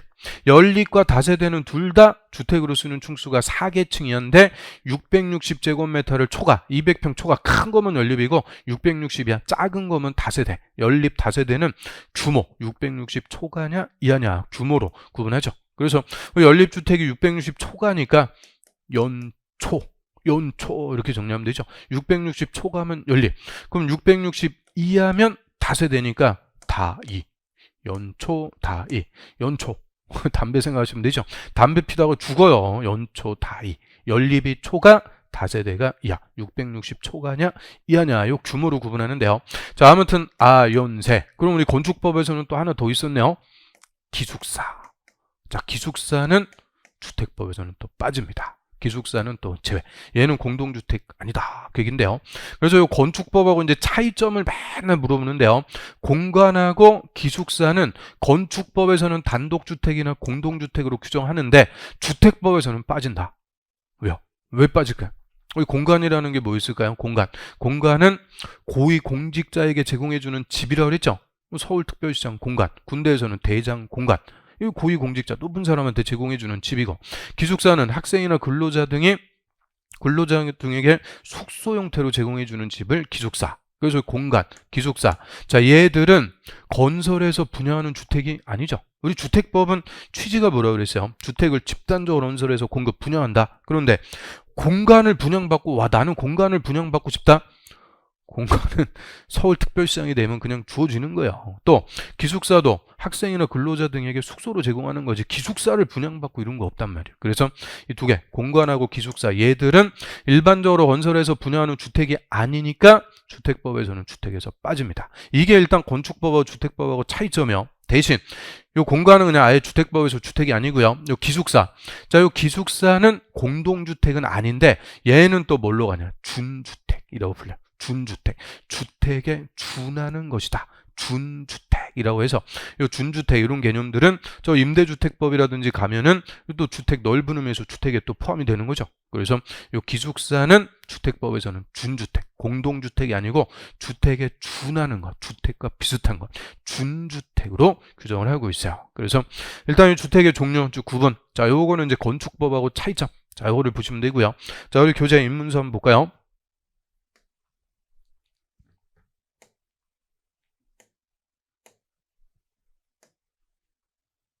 자, 주택법 총칙. 자, 재정 목적부터 하나씩 보겠습니다. 이게 또 옛날에 또 물어봐갖고요. 자, 이 목적까지 다 물어보고 꼼꼼하게 그래서 공부하셔야 되는데요. 자, 이 법, 주택법은 쾌적하고 살기 좋은 주거환경 조성에 필요한 주택의 건설, 공급, 주택시장의 관리, 뭐 투기과열지구 이런 거 지정해서 전매 못하게 이런 건설, 공급, 주택시장 관리 등에 관한 사항을 정해서 국민의 주거 안정, 또 주거 수준의 향상에 이바지함을 목적으로 한다. 이거 갖고 그냥 물어본 거죠. 주거 안정, 주거 수준 향상 이런 것 목적으로 만들어진 법이 주택법이다라고 하고요. 그래서 이 주택법의 이제 용어에서 그냥 매년 나온다. 특히 주택은 그냥 매년 나온다 이렇게 생각하시면 돼요. 그냥 무조건 나오는데요. 자, 주택이란 세대원이 장기간 독립된 주거 생활을 할 수 있는 구조의 건물 전부나 일부, 즉 주거용 건물인데 뭐까지 항상 포함한다고요? 부속 토지 제외 그러면 안 돼요. 그리고 단독주택, 공동주택 두 개로 구분합니다. 그래서 주택의 종류는 단독, 공동이다. 단독주택, 공동주택. 그럼 밑에 보시면 단독주택이란 하나의 건물에서 한 세대가 독립된 주거생활을 할 수 있는 구조의 주택이다. 하나의 건물에서 한 세대가 삽니다. 그리고 종류가 단독. 자, 이걸 협의의 단독주택. 일반적인 단독주택 생각하시면 되죠. 또 다중주택은 학생이나 직장인도 여러 사람이 거주하는데 660 이하 3계층이야. 그리고 독립된 주거 형태가 아니다. 욕실은 되는데 취사시설, 부엌은 안 된다. 그래서 하숙집, 다 개념 떠올리시면 되죠. 다중주택. 그리고 밑에 다가구주택, 공동주택이 아닌 거예요. 집합건물이 아닌데 3계층이하고 660이하고 19세대 이하. 그래서 3계층, 660, 19세대. 이거 그냥 다 물어보기 좋다고 그랬죠. 그래서 369 이렇게 정리하면 되죠. 369. 그 다음에 공동주택 봅니다. 공동주택. 그러면 저 단독주택이 단독, 다중, 다가구 뭐는 빠진다고요? 공간은 빠진다. 이게 이제 건축법의 차이점. 그 다음에 공동주택. 자, 건물의 벽이나 복도, 계단. 그 밖의 설비의 전부나 일부를 공동으로 사용하니까 벽이나 복도, 계단, 그 밖의 설비 이런 것들을 뭐라고 부르면 돼요? 공용 부분. 같이 쓰는 부분, 공용 부분. 각 세대가 하나의 건물에서 각각 독립된 주거 생활을 할 수 있다. 각각 독립된 주거 생활하는 각 세대 부분을 전유 부분, 공용 부분, 전유 부분 두 개 구조로 된 주택이고, 자, 종류는 역시 세 개 있습니다. 아파트, 연립, 다세대. 아파트는 근데 5계층 이상, 5계층 이상이면 면적 관계없이 다 아파트.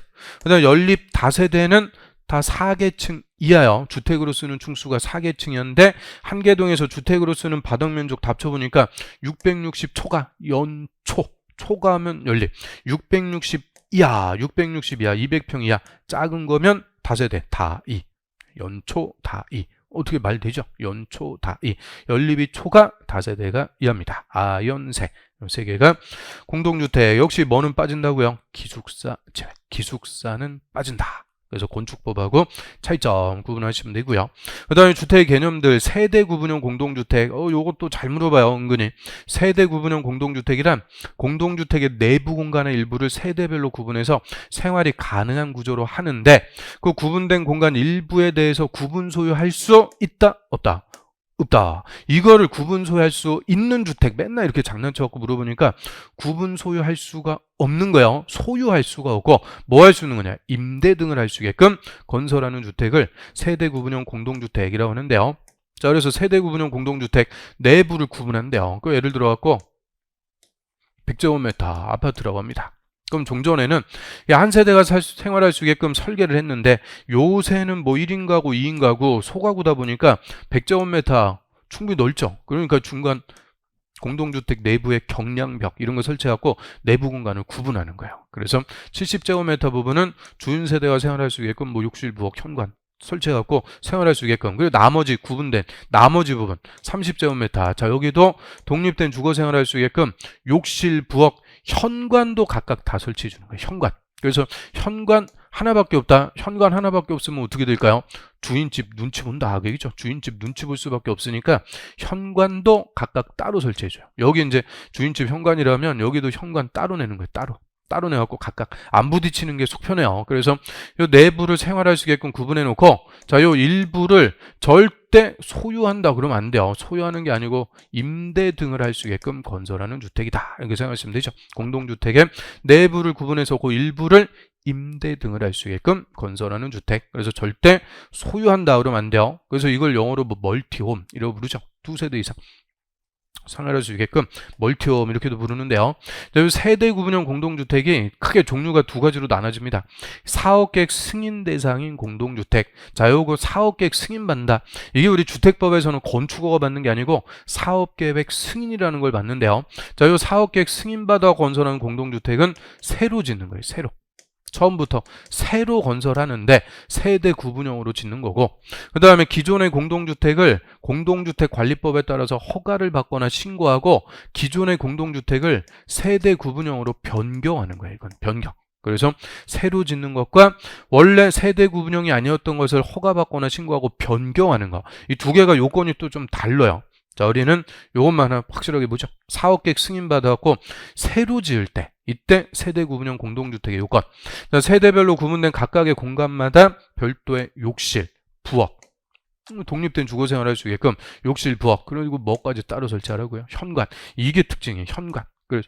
그래서 현관 하나밖에 없으면 주인집 눈치 본다. 현관. 각각 따로 설치. 그리고 세대 간의 연결문, 경량 구조의 경계벽, 경량벽 이런 걸 설치해갖고 내부 공간을 구분하는 거죠. 구분해라. 그래서 연결문이나 경량 구조의 경계벽을 설치해서 이제 세대를 구분하고요. 그런데 이 세대 구분형 공동주택이 전체 세대수, 주택단지 전체 세대수의 3분의 1, 그 다음에 전체 전용 면적 합계 3분의 1 각각 넘지 않아야 된다. 초과해서는 안 돼요. 그럼 3분의 1을 초과하지 마라. 전체 세대수가 됐든 전체 전용 면적 합계가 됐든 3분의 1까지만 줘라. 3분의 1까지. 왜요? 이 주차 문제. 주차. 이게 실질적으로 막 두 세대 이상 들어오고 그러니까 주차 문제가 발생할 수밖에 없죠. 그래서 주차 공간 확보하고 어렵고, 그러니까 전체 세대수, 전체 전용 면적 3분의 1까지만 짓도록 규제합니다. 그래서 이런 것들 다 물어보기 좋은 거예요. 그러니까 우리 시험이 이게 주관식이 있다 보니까 참 주관식 대비해갖고 공부하려면 꼼꼼하게 보셔야 돼요. 이 만만치가 않아요. 이런 것들. 용어들이 제일 주관식에서는 잘 물어보는 논점이죠. 자, 요거 허가받거나 신고하고 변경. 이거는 나중에 공동주택관리법 보고 그 다음에 정리하시면 되고요. 저는 새로 짓는 거 요것만 확실하게 좀 정리합니다.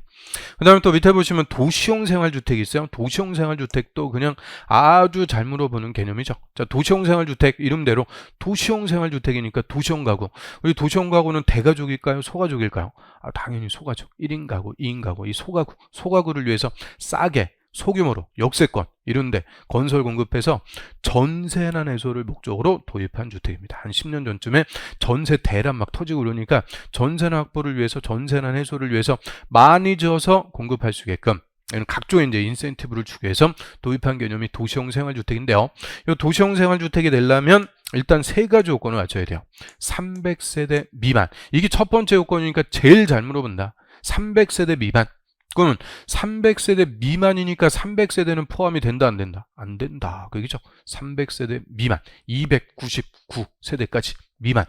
그 다음에 두 번째 국민주택 규모라고 그래요. 국민주택 규모. 우리 좀 이따 볼 건데 이 국민주택 규모라고 할 때는 전용면적 85제곱미터 이하를 국민주택 규모라고 합니다. 전용면적 85제곱미터 이하요. 전용면적.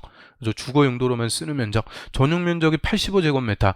85제곱미터가 평수로 하면은 25.7평을 얘기합니다. 그래서 전용면적 85 이하 국민주택 규모에 해당하는 주택으로서 자, 여기서부터 이제 대통령령이 정하는 주택인데 그 대통령령을 보니까 국토법에 따른 도시지역에 건설하는 주택. 이게 이제 세 번째 요건. 도시형 생활주택이니까 당연히 무슨 지역이냐? 도시지역. 도시지역에 건설하는 주택으로서 종류가 세 가지가 있습니다. 일단 소형주택이 있어요. 소형주택. 그리고 단지형 연립, 단지형 다세대. 단지형 다세대, 단지형 연립. 그래서 일단 도시형 생활주택은 종류가 이렇게 세 가지가 있습니다. 자, 첫 번째 소형주택이 있고요. 두 번째 단지형 다세대가 있고요. 세 번째 단지형 연립주택이 있어요. 소형주택, 단지형 연립, 단지형 다세대. 자, 요 세 개를 도시형 생활주택이라고 부르는데 자, 요건을 갖춰야 돼요. 요건. 이 도시형 생활주택에 대해서 주택도시기금도 지원받고 하려면 요건을 갖춰야 되는데요. 다시 이제 도시형 생활주택은 요 세 가지 요건을 갖추면서 소형주택이에요. 소형주택. 소형주택은 다음의 요건을 모두 갖춘 주택이다 이렇게 써 있는데 정확하게 공동주택입니다. 공동주택. 공동주택을 말한다. 그래서 다음 요건을 모두 갖추는 공동주택. 공동주택이니까 아파트, 연립, 다세대. 그러니까 소형주택은 아파트가 될 수도 있고 연립이 될 수도 있고 다세대가 될 수도 있는데 세 가지 요건을 모두 갖추면 소형주택이 되는 거예요. 먼저 전용면적 60제곱미터 이하입니다. 60제곱미터 이하. 가로 딱 물어보기 좋은 거죠. 60 이하. 그럼 60제곱미터 이하인데 자, 우리가 주택의 규모를 얘기할 때 소형주택이 있고 그 다음에 중형주택, 그 다음에 중대형이라고 표현하죠. 중대형. 대형은 별로 안 져요. 중대형. 이렇게 주택의 규모를 얘기할 때 소형주택, 중형주택, 중대형주택 이렇게 표현하는데요. 소형주택, 소형이라고 할 때는 얼마 이하냐? 60제곱미터 이하요. 60제곱미터 이하. 그 다음에 중형이라고 할 때는 요거는 85제곱미터 이하요. 85제곱미터 이하. 85. 국민주택 규모가 중형. 그 다음에 85제곱미터 초과면은 그거는 중대형이라고 표현해요.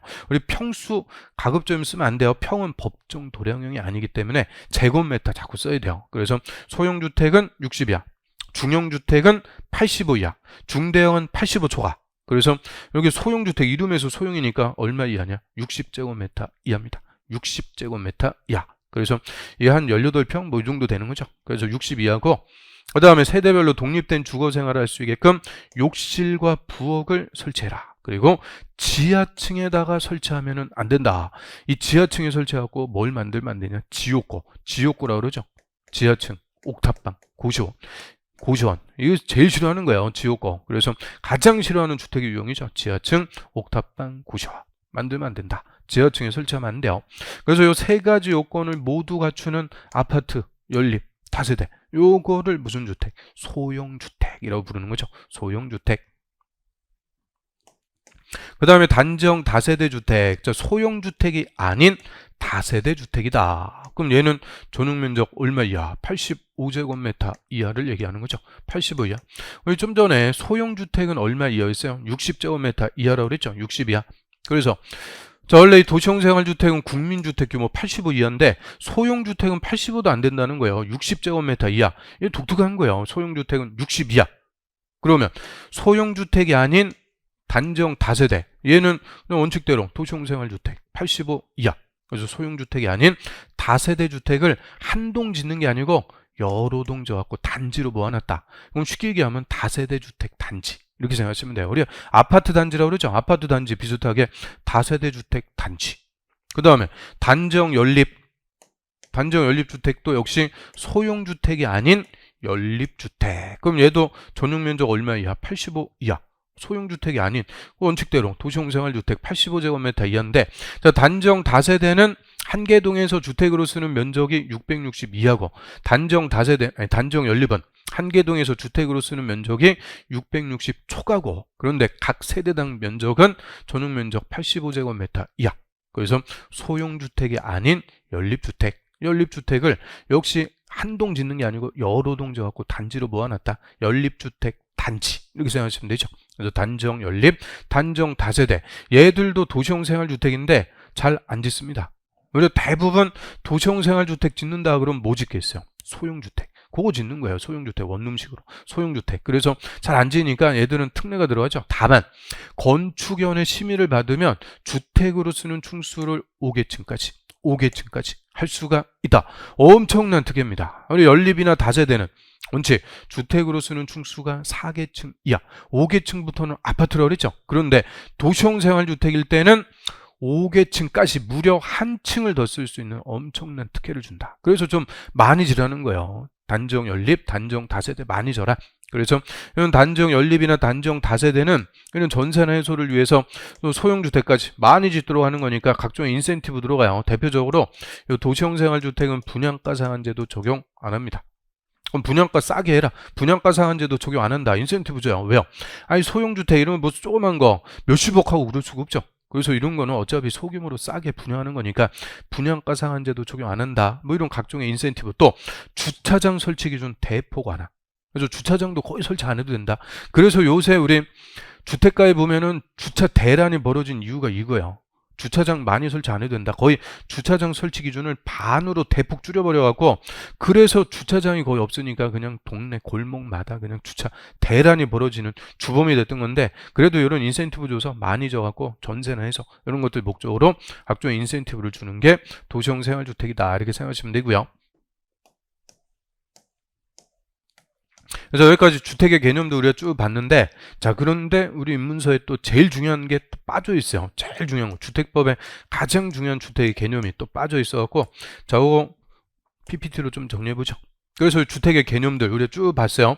그 다음에 이제 주택법에서 요 공급 대상에 따른 분류.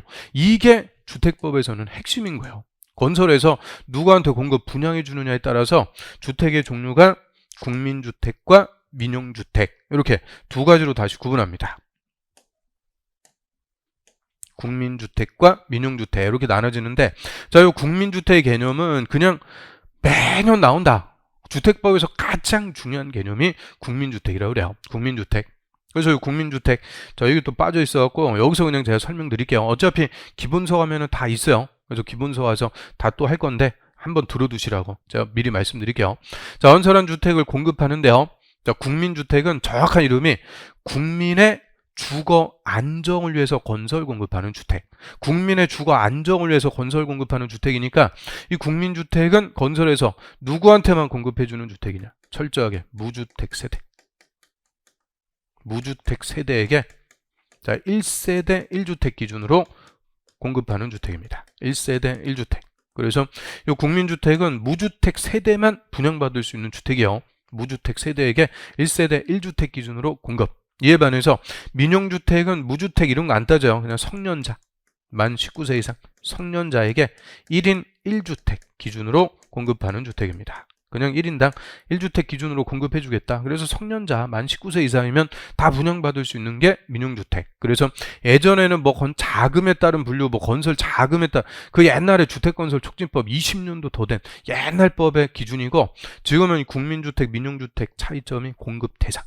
그래서 무주택 세대에게 1세대 1주택 기준으로 공급하는 주택을 국민주택, 민영주택은 성년자에게 1인 1주택 기준으로 공급하는 주택이다 라고 하고요. 그래서 이 국민주택 개념의 핵심인데, 자, 국민주택이라고 할 때는 크게 두 가지 요건을 갖추는 주택을 얘기합니다. 크게 두 가지 요건, 첫 번째 요건, 두 번째 요건. 이 두 가지 요건을 모두 충족하는 주택을 국민주택이라고 하는데요. 첫 번째, 자, 국가, 지방자치단체, 줄여갖고 지자체, 토지주택공사, 토지주택공사를 줄여갖고 토주공 이렇게 줄여갖고 썼어요. 그럼 토지주택공사 이거 영어로 우리 뭐라 그래요? LH라고 그러죠. 랜드 하우징. 토지주택공사. 그 다음에 지방공사를 지공 이렇게 써놨어요. 지방공사. 그럼 우리 서울시에 지방공사 유명한 거 SH 있죠. 경기도에는 GH 있죠. 서울 하우징 해갖고 SH공사 또는 경기도에 GH 경기도 주택도시공사 해갖고, 이런 지방공사는 지자체가 만드는 공기업이에요. 토지주택공사는 국가가 만든 공기업이죠. 그래서 이 국가나 지자체, 토지주택공사, 지방공사 얘들을 쌓아 묶어가지고 우리 주택법에서 공공사업주체라고 부릅니다. 공공이라고 그래요. 공공사업주체. 공공사업주체가 건설. 그 다음에 두 번째, 국가나 지자체 재정에서 자금을 지원받았다 또는 주택도시기금이라고 합니다. 주택도시기금. 근데 뭐 주택도시기금 이런 것도 장난치고 그러는 건 아닌데요. 주택도시기금에서 자금을 지원받아갖고 건설하는 주택이에요. 그래서 일단 이게 첫 번째 요건, 첫 번째 요건이 3개가 있어요. 공공이 건설하는 주택, 두 번째, 국가나 지자체 재정에서 지원, 세 번째, 주택도시 기금에서 자금을 지원받아갖고 건설하는 주택으로서, 두 번째 요건, 으로서, 국민주택 규모 이하인 주택을 말합니다. 국민주택 규모 이하. 그러면 국민주택 규모 이하, 얘만 갖고도 그냥 물어볼 수가 있는데요. 자, 우리 국민주택 규모, 이 주택의 규모를 산정할 때 일단 단독주택은 다 전유 부분이라고 그랬죠. 다 그냥 주거 용도로만 쓰는 거니까 단독주택은 그 바닥 면적이 다 전용 면적으로 잡혀요. 그런데 공동주택은 공용 부분, 전유 부분 이렇게 두 가지 구조라고 그랬죠. 그럼 공용 부분의 면적은 뭐라고 그럴까요? 공용 면적. 전유 부분의 면적은 요거를 좀 식하게 주거 전용 면적이라고 그래요. 주거의 용도로만 쓰는 면적, 주거 전용 면적. 그래서 공동주택은 면적이 두 개가 있어요. 공용 면적이 있고 전용 면적이 있어요. 공용 면적, 전용 면적. 근데 이 주택의 규모를 산정할 때는 공용 면적은 제입니다. 이거는 같이 쓰는 거니까 이거는 제외하고요. 전용 면적, 주거 용도로만 쓰는 주거 전용 면적을 기준으로 해서 주택의 규모를 산정하는데, 이 국민주택 규모는 주거 전용 면적이 85제곱미터 이하입니다. 단독주택은 1호, 공동주택은 1세대. 그래서 전용 면적이 1호든 1세대든, 즉 단독이든 공동이든 85제곱미터 이하. 요거를 국민주택 규모라고 그래요. 원칙, 전용 면적 85제곱미터 이하. 이게 85제곱미터가 25.7평이라고 그랬죠. 그런데 우리 아파트 분양받을 때는 이제 공용 면적, 벽이나 복도, 계단 이런 것도 포함을 해요. 그래서 공용 면적도 기타 뭐 관리사무소라든지 노인정 이런 것들도 딱 포함해갖고 공용 면적이 한 6평, 7평 가산이 돼요. 그래서 전용 면적 25.7평인데 공용 면적 6평, 7평 가산되니까 최대 이 국민주택 규모만 33평. 이 우리 일반적으로 얘기할 때 33평 하면은 그게 국민주택 규모인데 평 쓰면 안 된다고 그랬어요. 그리고 전용 면적 기준이니까 전용 면적 85제곱미터 이하 정확하게 알고 계셔야 돼요. 그래서 이게 원칙. 그래서 국민주택 규모는 전용 면적 85제곱미터 이하. 그런데 저 시골은 땅 좀 있잖아요. 땅 좀 있고 또 시골 사람들 또 좁은 거 이런 거 싫어요. 그래서 시골, 수도권을 제외한 도시 지역이 아닌 읍이나면, 저 시골 얘기합니다. 경상남도 하동군 진교면. 경상남도 하동군 진교면. 자주 제가 이거 쓸 건데 이게 어디냐? 우리 처갓집 얘기해요. 처갓집. 처갓집 가본 지도 꽤 오래됐는데요. 아무튼 그래서 경상남도 하동군 진교면, 한마디로 수도권 아니고 도시 지역도 아니고 읍이나면 저 시골에서는 100제곱미터까지 할 수 있는 또 예외를 줍니다. 그래서 국민주택 규모는 원칙은 85인데 최대 규모는 또 얼마냐? 100제곱미터 이하. 그래서 원칙은 85. 그래서 저 첫 번째 요건하고 두 번째 요건을 모두 써줘야 국민주택이 돼요. 그럼 예를 들어 갖고 국가, 지자체, 토지주택공사, 지방공사 건설하는 주택은 국민주택이다. 틀려. 이거는 그냥 요건 중에 하나죠. 자, 이런 공공이 건설하는 주택으로서 국민주택 규모 이하. 이 말을 꼭 써줘야 돼요. 또는 85제곱미터 이하. 이렇게 써줘야 국민주택이 되는 거죠.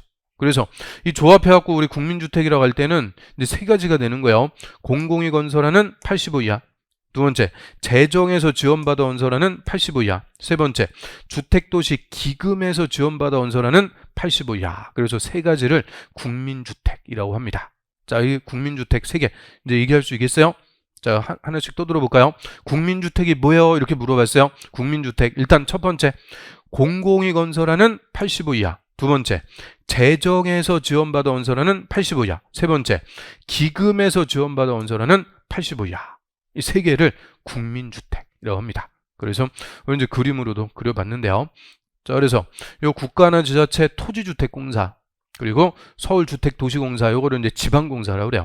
국가, 지자체, 토지주택공사, 지방공사, 공공이 건설하는 주택 또는 국가나 지자체 재정에서 지원받거나 주택도시 기금에서 지원받아 건설하는 주택으로서 전용면적이 얼마 이하? 85제곱미터 이하. 이 두 가지 요건을 모두 충족하는 주택을 국민주택. 그러면 국민주택은 건설해서 누구한테? 무주택 세대주. 무주택 세대주에게 1세대 1주택 기준으로 공급하는 주택이다. 그 다음에 국민주택이 아니면은 자동적으로 민용주택입니다. 그래서 이 민용주택은 그냥 빼기 개념이요. 국민주택을 제외한 주택을 그냥 민용주택이라고 불러요. 그러니까 국민주택이 아니면 다 뭐냐? 민용주택. 그래서 이거 맨날 어떻게 바꿔줘요? 민용주택은 민간이 건설하는 주택이다. 이런 식으로. 민간이 건설하는 주택. 그럼 국민주택은 뭐 국민이 건설해요?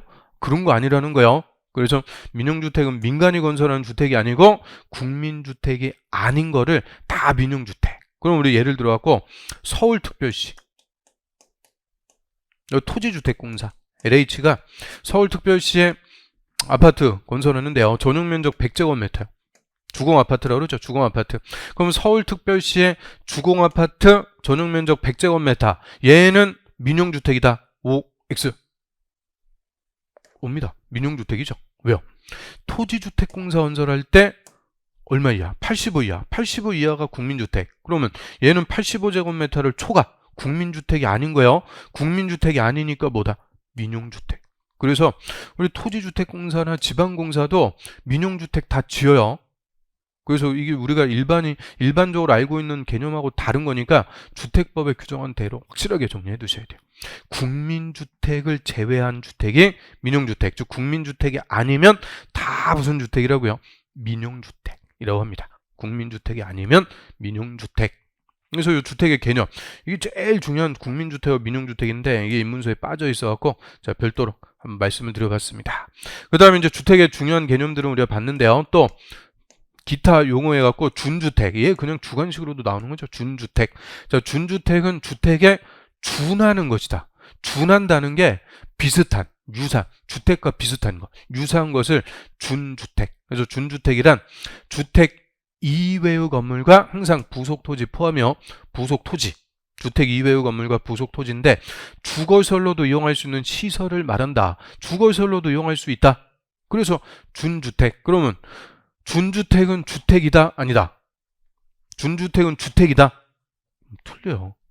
주택 이외의 건물. 주택 아닌 거예요. 준주택이라고 해서 주택이다 이렇게 생각하시면 안 된다는 거예요. 주택이 아닌데 주거시설로도 이용할 수 있으니까 주택에 준하는 것, 주택과 비슷한 것을 준주택. 그래서 기숙사, 요거부터 기숙사.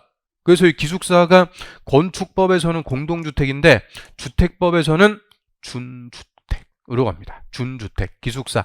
그 다음 다중생활시설이라고 해서 이 다중생활시설은 뭐냐? 이거는 고시원이요. 쉽게 얘기해서 고시원. 나중에 이제 건축법에서 배울 건데요. 여러 명이 생활하는 시설. 그래서 옛날에는 뭐 고시원이라고 불렀는데 요새 뭐 고시원 가서 고시 공부하고 그러면 다 떨어져요. 그래서 그냥 이 고시원 이게 뭘로 전락했냐? 그 어려운 사람들. 보증금, 임대 보증금 몇백, 천 뭐 이런 것도 못 내니까 매달 한 30만 원, 40만 원 주고 그냥 숙식을 해결하는 장소로 전락해버린 게 고시원이야. 그래서 고시원이 다중, 여러 명이 생활하는 시설, 다중생활시설 이렇게 부르게 되고요. 자, 얘는 500 미만이면은 이종근생이에요. 500 이상이면은 숙박설, 고시텔, 숙박설로 하는데요. 하여튼 이종근생이든 숙박설이든 다중생활시설. 그리고 노인복지주택. 이거는 이제 노인복지주택 실버타운이라고 그러죠. 실버타운.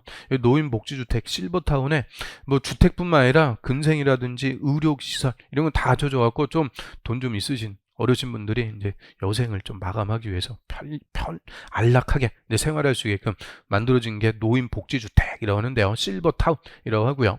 그 다음 오피스텔. 자, 오피스텔은 업무를 주로 하되 일부 구역에서 숙식도 해결할 수 있다. 일도 보고 숙식도 해결할 수 있고. 그래서 오피스텔은 업무가 주요. 업무시설인데 숙식도 해결할 수 있으니까 주거 용도로도 사용할 수가 있다. 그래서 준주택으로 규정을 하고 있죠. 그래서 일단 4개입니다. 약을 쪘다 갖고 기, 다, 노, 오. 기숙사, 다중생활시설, 노인복지주택, 오피스텔. 4개다 보니까 다음 중 준주택이 아닌 것은 요 4개 놓고 어린이집 막 이런 거 껴줘요. 어린이집. 그럼 어린이집이요 또 집이라고 요거 준주택 그러면 안 돼요. 그래서 이런 거는 해당 사항 없죠. 딱 4개만. 기숙사, 다중생활시설, 노인복지주택, 오피스텔, 기다, 노, 오 4개를 준주택이라고 규정을 합니다. 준주택, 기다, 노, 오. 그 다음 이제 부대시설하고 복리시설 나오는데요. 자, 이 부대시설하고 복리시설은 주택단지 안의 시설들을 얘기합니다. 주택단지 안의 시설. 자, 우리 주택단지라고 할 때는 이제 주택법은 사업계획 승인받아요. 사업계획 승인받아갖고 주택과 부대 복리시설을 건설하는 일단의 토지를 주택단지. 쉽게 얘기해서 아파트 단지 생각하시면 돼요. 우리 아파트 단지에 아파트 주택도 있고 부대시설이라는 것도 있고 복리시설이라는 것도 다 있어요. 그래서 부대시설, 복리시설 이게 주택단지 안의 시설로서 매년 나온다 이렇게 생각하시면 돼요. 매년 부대시설이냐 복리시설이냐 구분할 수 있는지 이게 지금 입문서라서 몇 개를 안 써놨죠. 이 대통령령으로 정하는 것들이 이게 그냥 10대 개씩 있어요. 10대 개씩. 그래서 나중에 이제 기본서 와서 정확하게 또 보도록 하고요. 자, 아무튼 부대시설부터 보면 부대찌개가 아니요. 부대시설. 부대시설이란 주택에 딸린다는 게 부수한다. 부대된다 이렇게 표현하죠. 주택에 딸린 시설이나 설비로서 주택이라는 건물에 딸려갖고 설치하는 것들 주차장, 관리사무소, 담장, 주택단지 안의 도로 그리고 건축설비 뭐 대표적으로 승강기라든지 이런 것들이 있죠. 다 부대시설입니다. 그리고 대통령령으로 정하는 시설 또는 설비인데 이 대통령령에서 한 10대 개 있습니다. 뭐 공중화장실도 있고 자전거 보관소라든지 방범 설비, CCTV 같은 거 있죠. 이런 것들 다 부대시설이에요. 등등등 해갖고 공중화장실도 있고 엄청 많아요. 부대시설. 그 다음에 복리시설은 주택단지의 입주자 등의 생활 복리를 위한 시설, 복지나 편리, 입주자 등의 생활 복리를 위한 공동시설이다. 그래서 입주자 등의 복지나 편리를 위해 설치해주는 같이 쓰는 거죠. 놀이터. 그 다음에 근린생활시설은 단지 안에 상가 생각하시면 돼요. 단지의 상가. 그 다음에 유치원. 그 다음 주민운동시설, 헬스장 이런 거 있죠. 주민운동시설. 그 다음에 경로당, 노인정. 그래서 이게 올해 27회 그냥 기출이요. 복리시설, 놀이터, 유치원, 경로당 이거 3개 찾는 거.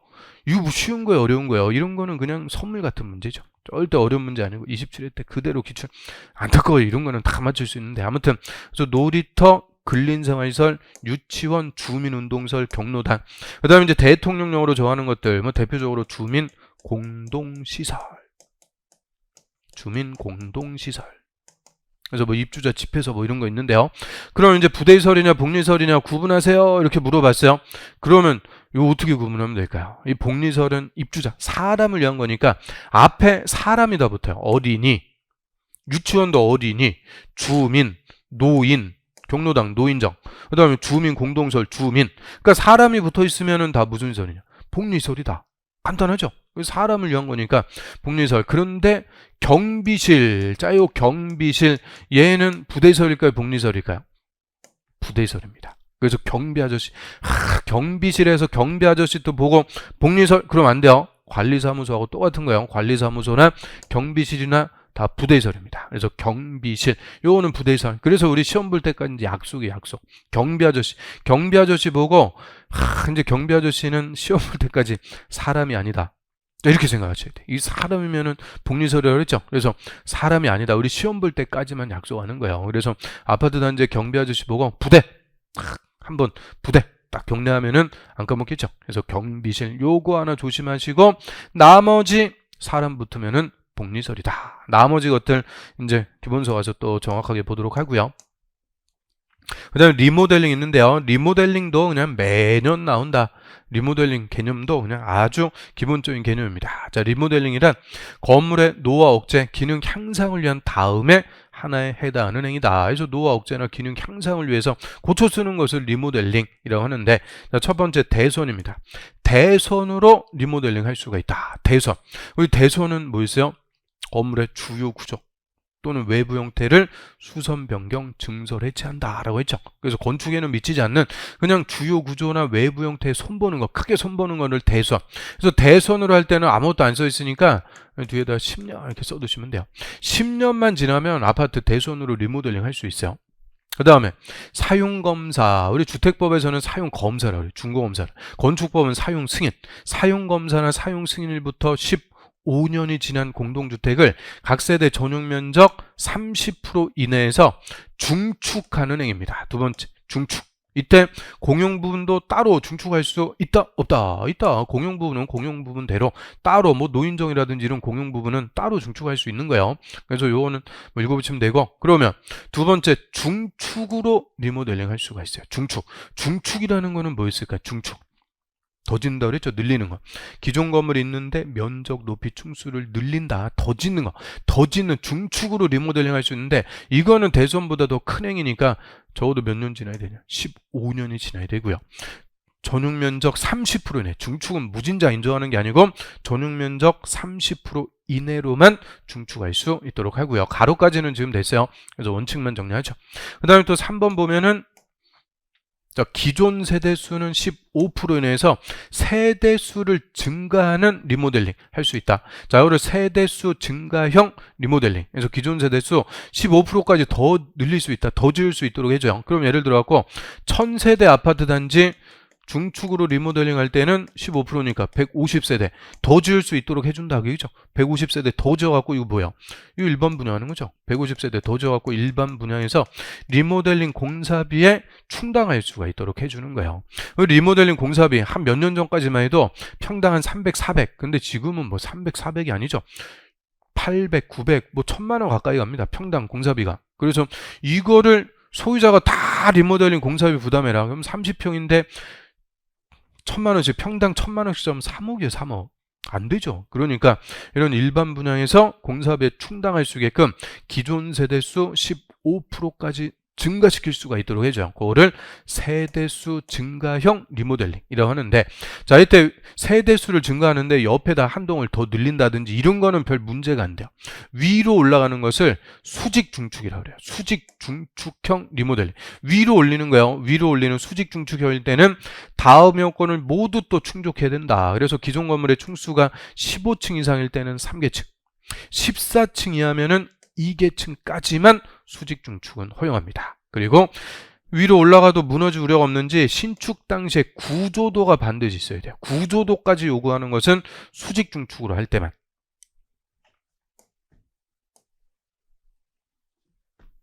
자, 그래서 우리 그림만 보면,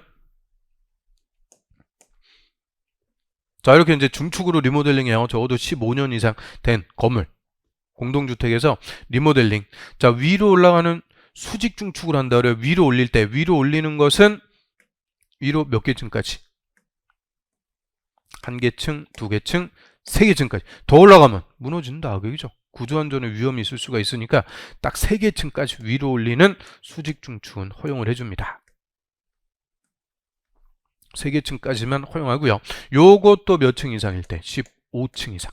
15층 이상일 때 3계층까지 14층이 하면 2계층까지만 수직 중축은 허용합니다. 그리고 이렇게 위로 올라가도 무너질 우려가 없는지 반드시 구조도가 있어야 돼요. 그 다음에 옆에다가 뭐 수평으로 중축하든지 한동을 더 짓든지 이런 거는 구조적으로 큰 문제가 없는 거야. 항상 문제는 위로 올리는 거, 수직 중축을 할 때. 이때는 최대 3계층, 그것도 몇 층 이상? 15층 이상일 때 수직 중축으로 리모델링 할 수가 있다. 그래서 자, 이렇게 리모델링 개념들 다 봤는데요. 그러면